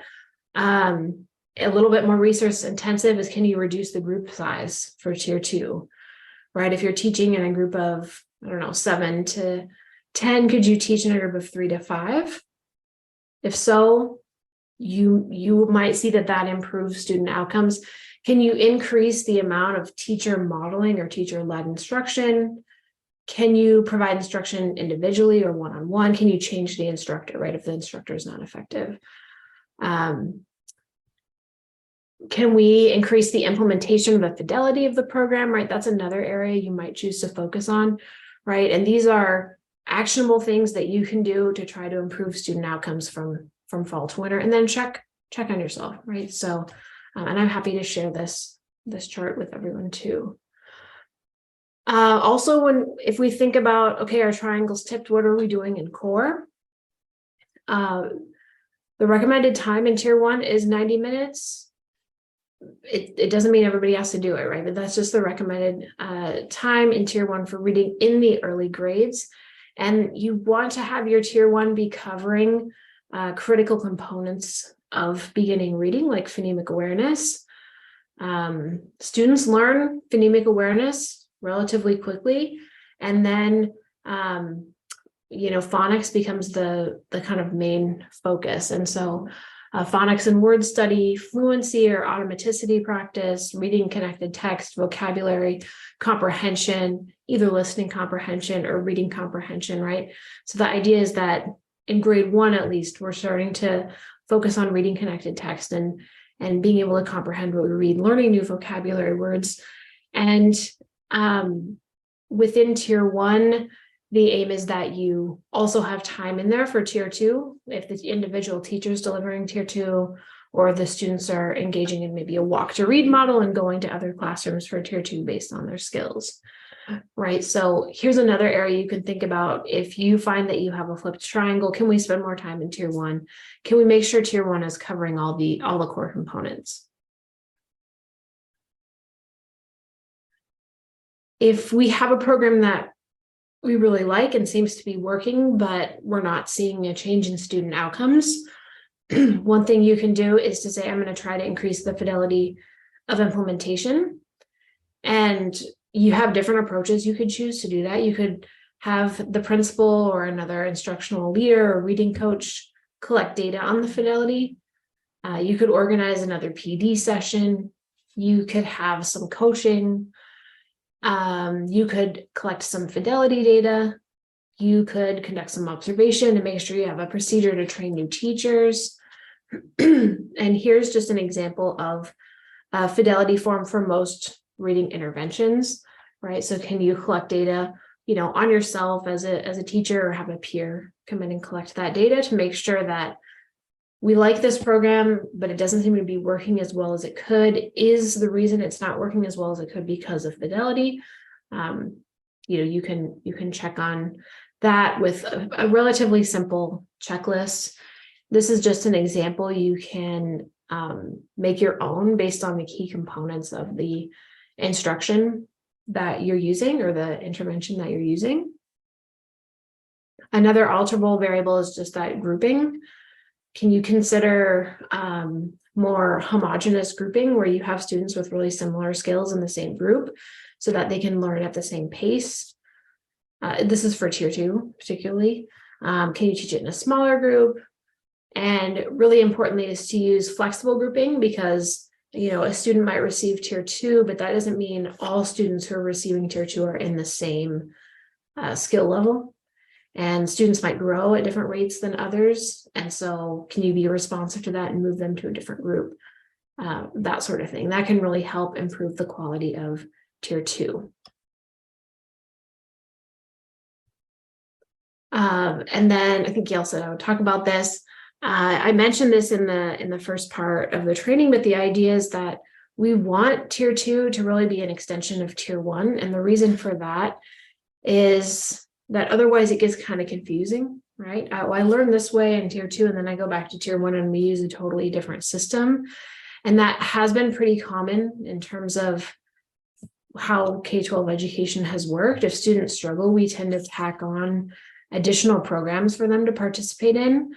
And we hope that they work, and each individual program might be really successful, but it probably teaches skills in a different way. It probably uses different signaling or different language, maybe teaching different skills at different times, right? And so that can be really confusing for students. We're teaching programs separately. We're not coordinating with each other, maybe as teachers or within a school, and we expect students to make sense of those rules and make sense of those differences and try to make their instructional experience cohesive, when what works better is if we can build the instruction to be cohesive. So that instead of tier 2 looking like something like this, where it's totally separate from the core program, if we can make the tier 2 look like a deeper dive into tier 1, we found that that's much more effective, right? Rather than tacking on a different program that doesn't connect to the core. So making sure that if in the core program we're teaching, let's say, short E as a phonics activity, that we're teaching short E and maybe having more examples and more exposure and teaching it in a smaller group in tier 2 is more effective than teaching an entirely different tier 2 program. So that's something to think about as well. Again, that on the alterable variables chart is one of those more difficult to implement strategies. It takes more resources, things like that, but ultimately that's a bigger change that could be more effective, and you would see that in your results. Yes, so let's see.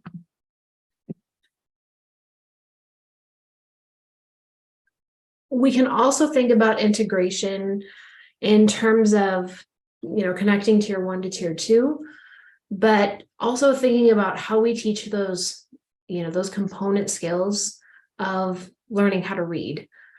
So we think about teaching phonemic awareness or word attack, reading connected text, reading it fluently with automaticity, and learning to read for meaning. What works best is to help students see how each of those skills connects to each other, right? Because they do connect to one another. Learning how to say the sounds in words is actually connected to how we decode words and how we spell words and how we read words, the fast way, or read words fluently. Decoding words leads to understanding how to read connected text and strategies for what to do when encountering an unknown word. And then if we teach comprehension, we teach that as how to understand things that a student is hearing, as in listening comprehension. They can use those same strategies when they're reading text on their own. So that's really what strategic integration is how to weave together phonemic awareness with phonics, and phonics with decoding, and decoding with reading, and reading with comprehension. In each lesson, showing students how all the subparts of reading lead to reading connected text and comprehending. And so a tier 2 program or a tier 1 program, especially making sure that students don't work on sub-skills just for the entire lesson, but that they learn to use those sub-skills even to just read, short words, 2-letter words, a simple story, right? That is also very helpful for students. So if there's a way to not only link tier 2 and tier 1, but also within all of your instruction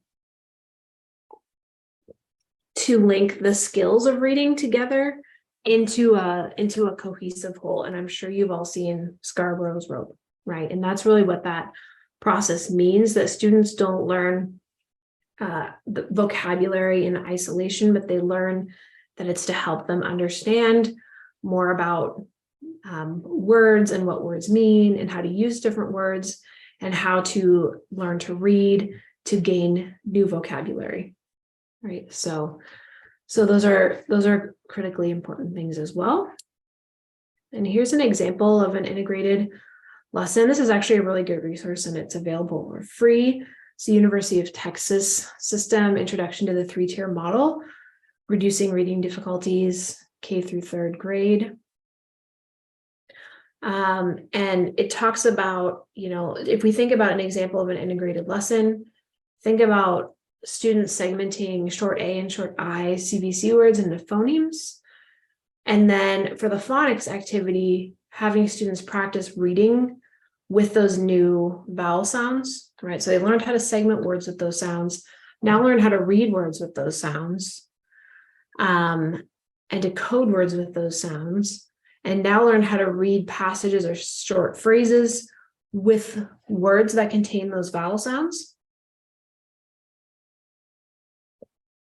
And then when you're thinking about vocabulary, learn how to show relationships between words. And then when it comes to comprehension, teachers can read to students and use the vocabulary words that were taught. And then students can use a comprehension chart to kind of enrich their understanding of vocabulary. In this example, in this resource, there's lots of examples of how to try to integrate your lessons so that students see all of the parts of reading in each lesson, especially in tier 1 and 2. The last piece I wanted to cover is, that sort of the end and the beginning of your problem solving model where you implemented the plan and now you're going to come back in the winter and see how the plan worked. I'm showing box plots, sometimes people are like, why are you showing me box plots? I don't know how to read them. But you can think of this is where the aim is for all students to be. And you can see how it changes from fall to winter to spring, and then in the next grade from fall to winter to spring.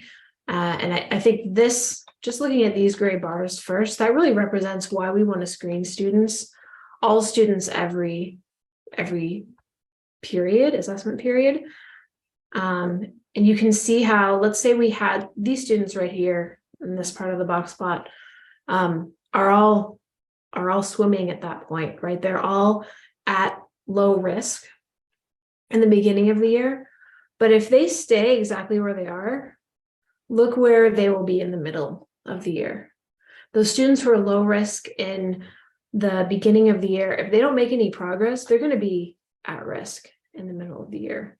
They're going to have to make this much progress, so move from, say, 45 sounds correctly to 75 sounds correctly by the middle of the year to still be low risk. And if they're not, then their risk level has changed. And without screening them, again, we won't know that.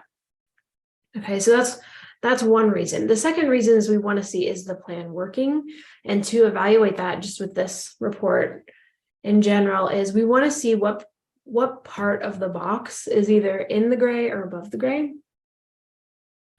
And the box represents almost all the students in the school.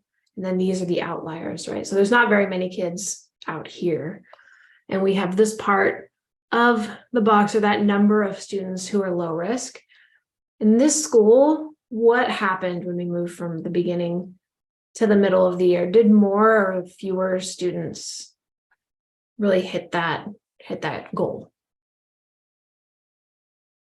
It's actually a little bit less, because we had, this much of the box in the gray or above the gray in the fall, and there's a little bit less in the gray or above the gray in the winter. So our plan, if we were looking at this data, our plan wasn't that successful, right? We still have most of our students below the line, below the goal. I had a school say, those students are still in the water, they don't have their heads out of the water, right? And if we look at from the middle to the end, we can see that, now there's really only some outlier kids who are, very, very few students who are at the goal or above the goal. The majority of our school is sinking. The majority of our school is not making progress. And it's helpful to see this. This is sort of more of a gloomy graph, but it's helpful to see this to know how you're doing. And one of the most, the first most important parts of database decision making is making sure that your kids who started at tier 1, they better stay there, right? That's a good evaluation of your core program.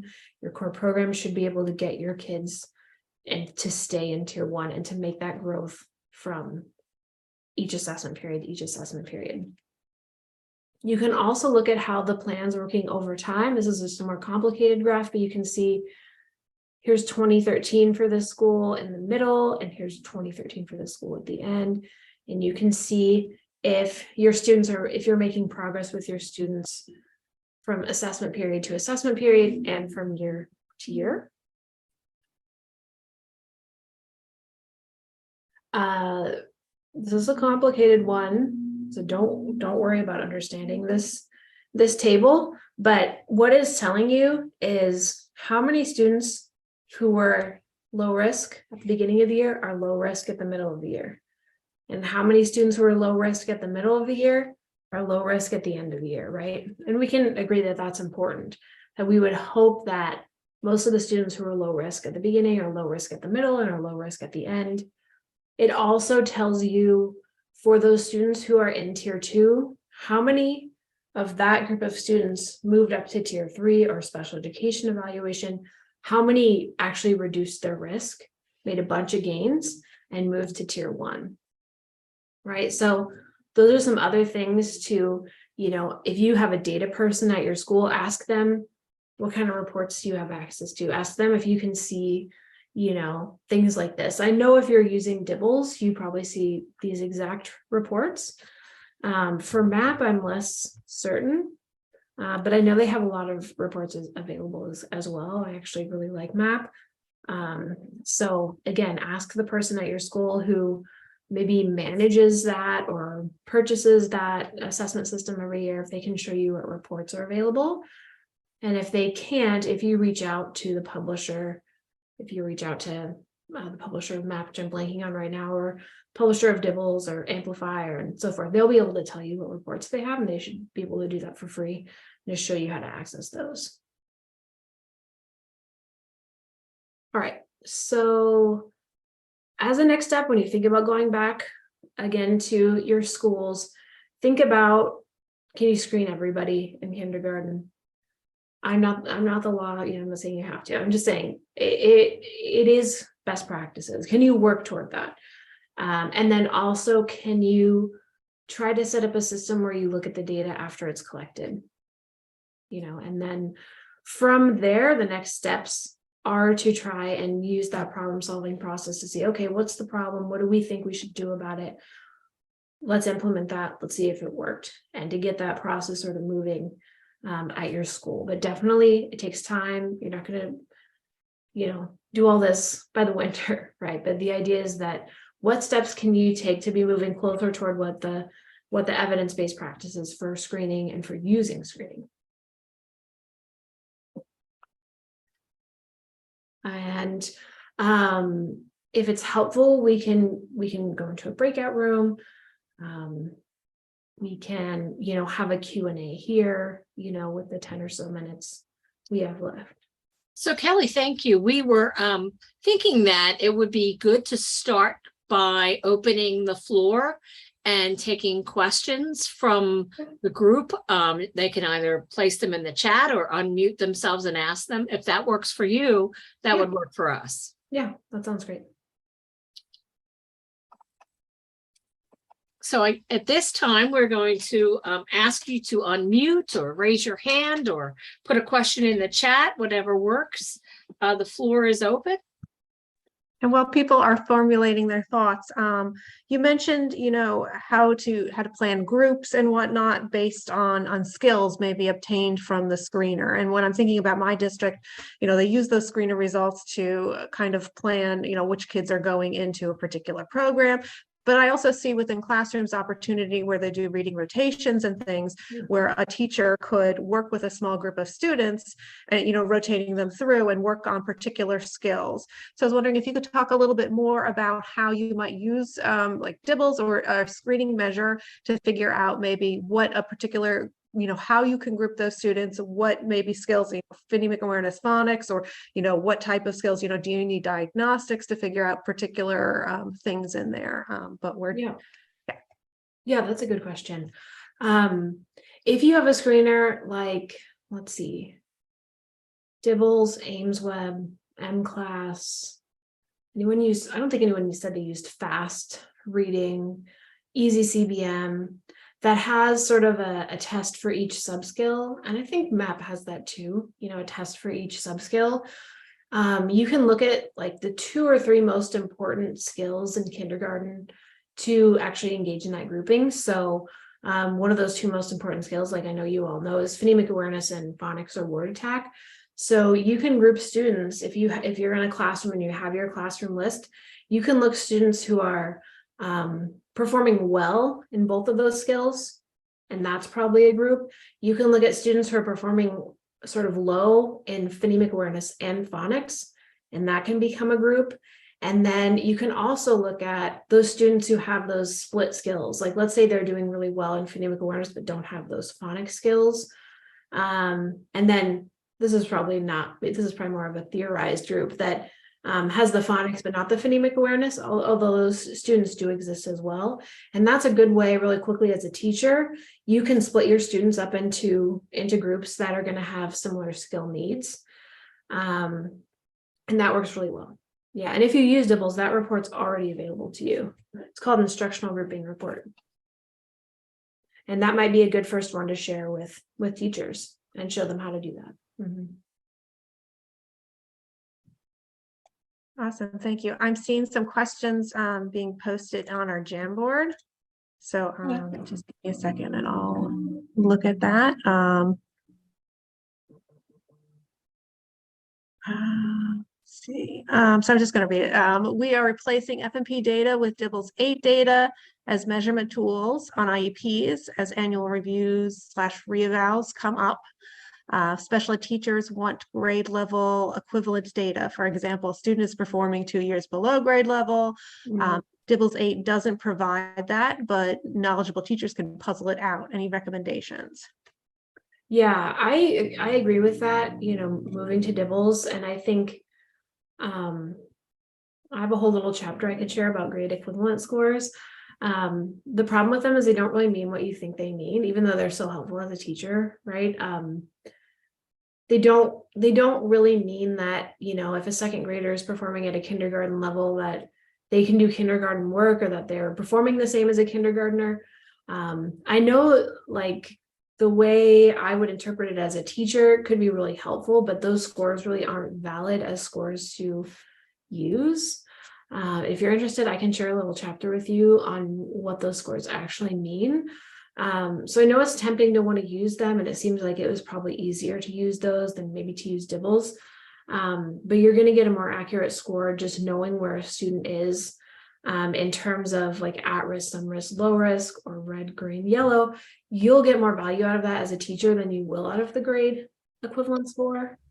So that's what I would say. And even if it might be a tough transition, but it is a better score to use. It'll give you more information than years below grade level or a grade equivalent. Thank you. I really appreciate that, and I agree with you. Can I ask a question for those that know IEP law more than I do? Is it required to have that grade equip? A lot of my special education teachers and team feel like it's a requirement to put that on IEPs. Is that misinformation? Yeah, if it's a requirement, I can't speak to that. Yeah. Okay. I can share. I can go ahead. I'm a special educator, and what I do is I do a series of informal assessments on all the areas of foundational reading skills. And then I use the vertical progression of the Maryland State Standards, and I correlate the two to determine where they are performing in each foundational skill area per the Maryland State Standards. So they might be working on kindergarten skills in one area, they might be stronger in another area. So that's how I report it in my present levels in the IEP. And I do think that there is some sort of a requirement for that. I know that the IEP paperwork specifically in the IEP formatting that my district uses does have a text box that you have to put that it specifically asks that question. So I understand the need to fill in a text box because, you know, compliance purposes, but yeah, I think that what Dr. Cummings has said about maybe the accuracy of those type of, you know, things need to be a little bit cautious with the grade equivalence and whatnot. So let's see, we have some more questions. So I can jump in with a question that just came in with the chat. If we were homeschooling, what programs do you recommend for parents? There's a great reading program. It's called Teach Your Child to Read in 100 Easy Lessons. That's a great reading program that you could use. And if you're homeschooling, you know, you don't need to evaluate how the school is performing, right? Because you don't have that system level decision, but you can still use assessments like DIBELS to, you know, screen your student 3 times a year and to, you know, monitor their progress in reading. Let's say, I don't know the grade you're speaking of, but if you were teaching with, you know, a reading lesson like Teach Your Child to Read, you could monitor their progress every week and see how they're performing. And I know for most of the systems, you can download the measures for free, but if you don't have the data system, it will just be more difficult to see like what tier a student is in. Most of, you know, like DIBELS, EasyCBM, you know, all these other sort of common screeners, you can look on their website to see what the cut points are for risk. And so you could go about it that way, and then you don't have to buy a subscription, you know, just for, you know, the number of students you have in your homeschool program. Thank you, Kelly. Rachel, did you have another question from the Jamboard? We had a question that came in. Could Dr. Cummings recommend some informal diagnostics that teachers can use after they screen to pinpoint where students have their needs? I would say the screening assessments themselves can really serve as that diagnostic. And, you know, I want to be sensitive to, from what we have from the screeners, especially ones that break down skills, I don't think you need a diagnostic to start teaching.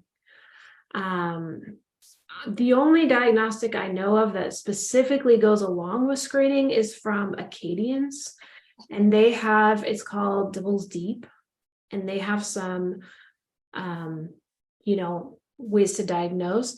Another thing I'll say is that probably the best diagnostic is the phonics screener or the placement screener that come with your curriculum. So I recommend those as well. They're more relevant if you have a curriculum you're teaching from to use that screener than to necessarily purchase something else. I see in the Jamboard too, looking for a language comprehension assessment to pair with DIBELS, especially for 3 to 5. Any recommendations there? Oh, that's a good one. Yeah, we need more language comprehension screeners. I don't know one right off the top of my head, but I can look into that. Any recommendations for schools with high levels of English learners who are found to be at risk on their screener? Where does a school start? Yes. If you can screen in their native language, and if you have several English learners who do speak, say, Spanish, there are screeners available in Spanish, and there are screeners available in other languages as well. I work a lot with emergent bilinguals who speak Spanish as L1. And what I found in a recent paper with some colleagues from Texas is that screening in Spanish, even if the student is a fluent English speaker, is the best predictor of their English outcomes. It's a better predictor than an English screener of their English outcomes. So if you have a student whose language is represented in other assessments, then I would recommend using that. And otherwise, if you can't change the type of bilingual program that you have, then really focusing on teaching reading, using the science of reading is really what's best for ELs. We had a question in the chat about any other kind of homeschool reading programs. You mentioned the 100 lessons. And the Reading League doesn't endorse particular curriculums and things of that nature. There is a tool on the website to look at curriculums, but I think that, people want to know what Dr. Cummings thoughts. I will say that if you know the NCII tools chart, they have also a tools chart for intensive interventions, for reading interventions and math interventions. So that's where I would go, because they have had external experts review different published curricula that are available. And it's a good place to look if you're looking for a tier 2 program for homeschool or for school. That's where I would go. Yeah, I have one more thing to know, but I'll wait till the end. If a child's identified as dyslexic and needs tier 3 intervention, is it detrimental to keep them in a misaligned tier 1 phonics program? Yeah, it really is. I mean, it really wouldn't be appropriate to remove a student from tier 1. If you've got concerns about tier 1, then that maybe eventually needs to be addressed. And if you have it on a large scale, then that might need to be addressed. But yeah, students really need to be participating in tier 1.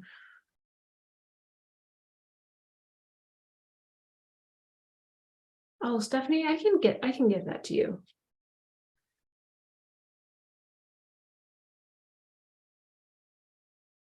Or else. Yep. I'm on the lookout for any other comments. Let me know if I missed anything or looking at the Jamboard, but if anybody also wants to unmute and ask.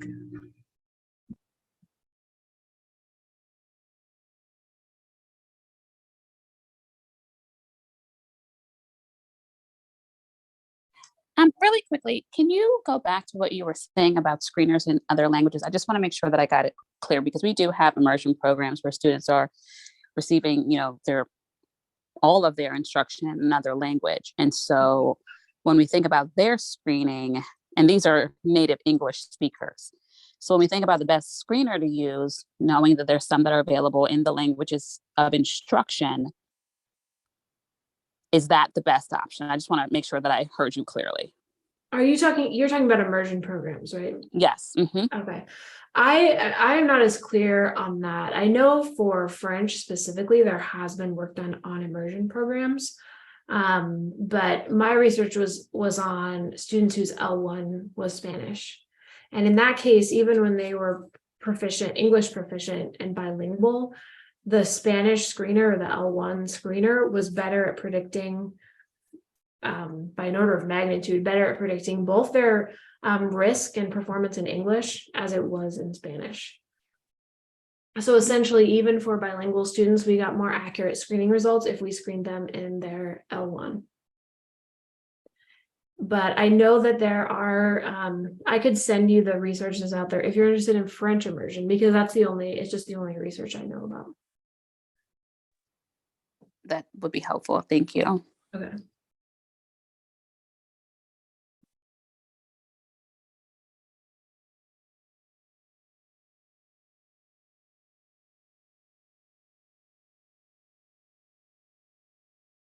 And I know, Dr. Cummings, you had mentioned you had something else to add. I don't know if you could. I have a grant-funded project to study a comprehensive tier 2 program, and I'm recruiting for schools to start next year. We have support for schools to, try out the program, and work with us and collect some data on it. And so if you're interested in that, or you want to ask your school if they're interested in that, one of the hardest things as a researcher is, always finding schools. But, we do have resources from the grant to pay teachers for their time spent outside of contract hours, also, and to support schools. And so if that's something you might be interested in helping to pilot a tier 2 program, just let me know. And I'm already recruiting for next fall.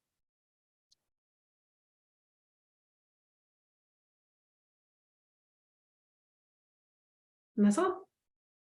It was good to see all of you and spend a Saturday morning with you.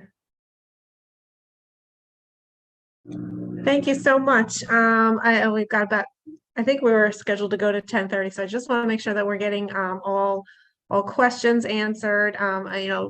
Reading League supports science of reading, not necessarily through recommending particular curriculums and things of that nature, but just kind of the evidence base as a whole. Well, I would like to thank everyone, and I would also like to share that if you're here today with us and you have ideas about where you'd like us to go, where the Reading League could best support you and your endeavors and the endeavors of your school, your system, your group, please go to that Jamboard and drop some ideas there, because we will look at that as we move forward as an events committee to determine next steps.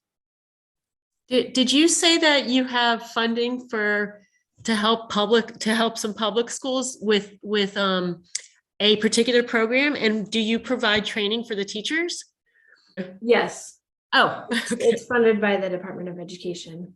So if I recommend it to one of my friends as a new principal in Hartford County for an elementary school, I can recommend her to you and say that you actually will provide training.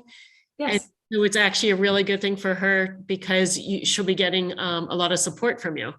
Yeah, definitely. Just have her email me. Okay. Kelly, can you put your email address in the chat? Yes. Thank you so much. Yeah, definitely. Thank you. I'm excited to work with schools, and it's a 5-year project, but we're only asking schools to participate for 1 year unless they want to participate for another year. And then it's for first grade, and then we'll follow up with first graders once they go to second grade. Is this a new reading program? Nope, it's already been published, but the Department of Ed wanted more evidence on its efficacy as a small group program. Okay, I want to thank Dr. Cummings. I want to thank Gail, Karleen. Karleen really spearheaded and organized this whole thing. And so a fabulous, fabulous job. And it's just so nice to connect with people. We definitely look forward to, in the future, maybe some in-person. We really value that and want to work toward that. But thank you so much. And I think that if anybody's interested in being involved in the Reading League Maryland here further, I think that, some of us from the board are going to maybe hang on. So if you have questions specifically about that and what we're doing here in Maryland, please hang on. But thank you everybody for your time today.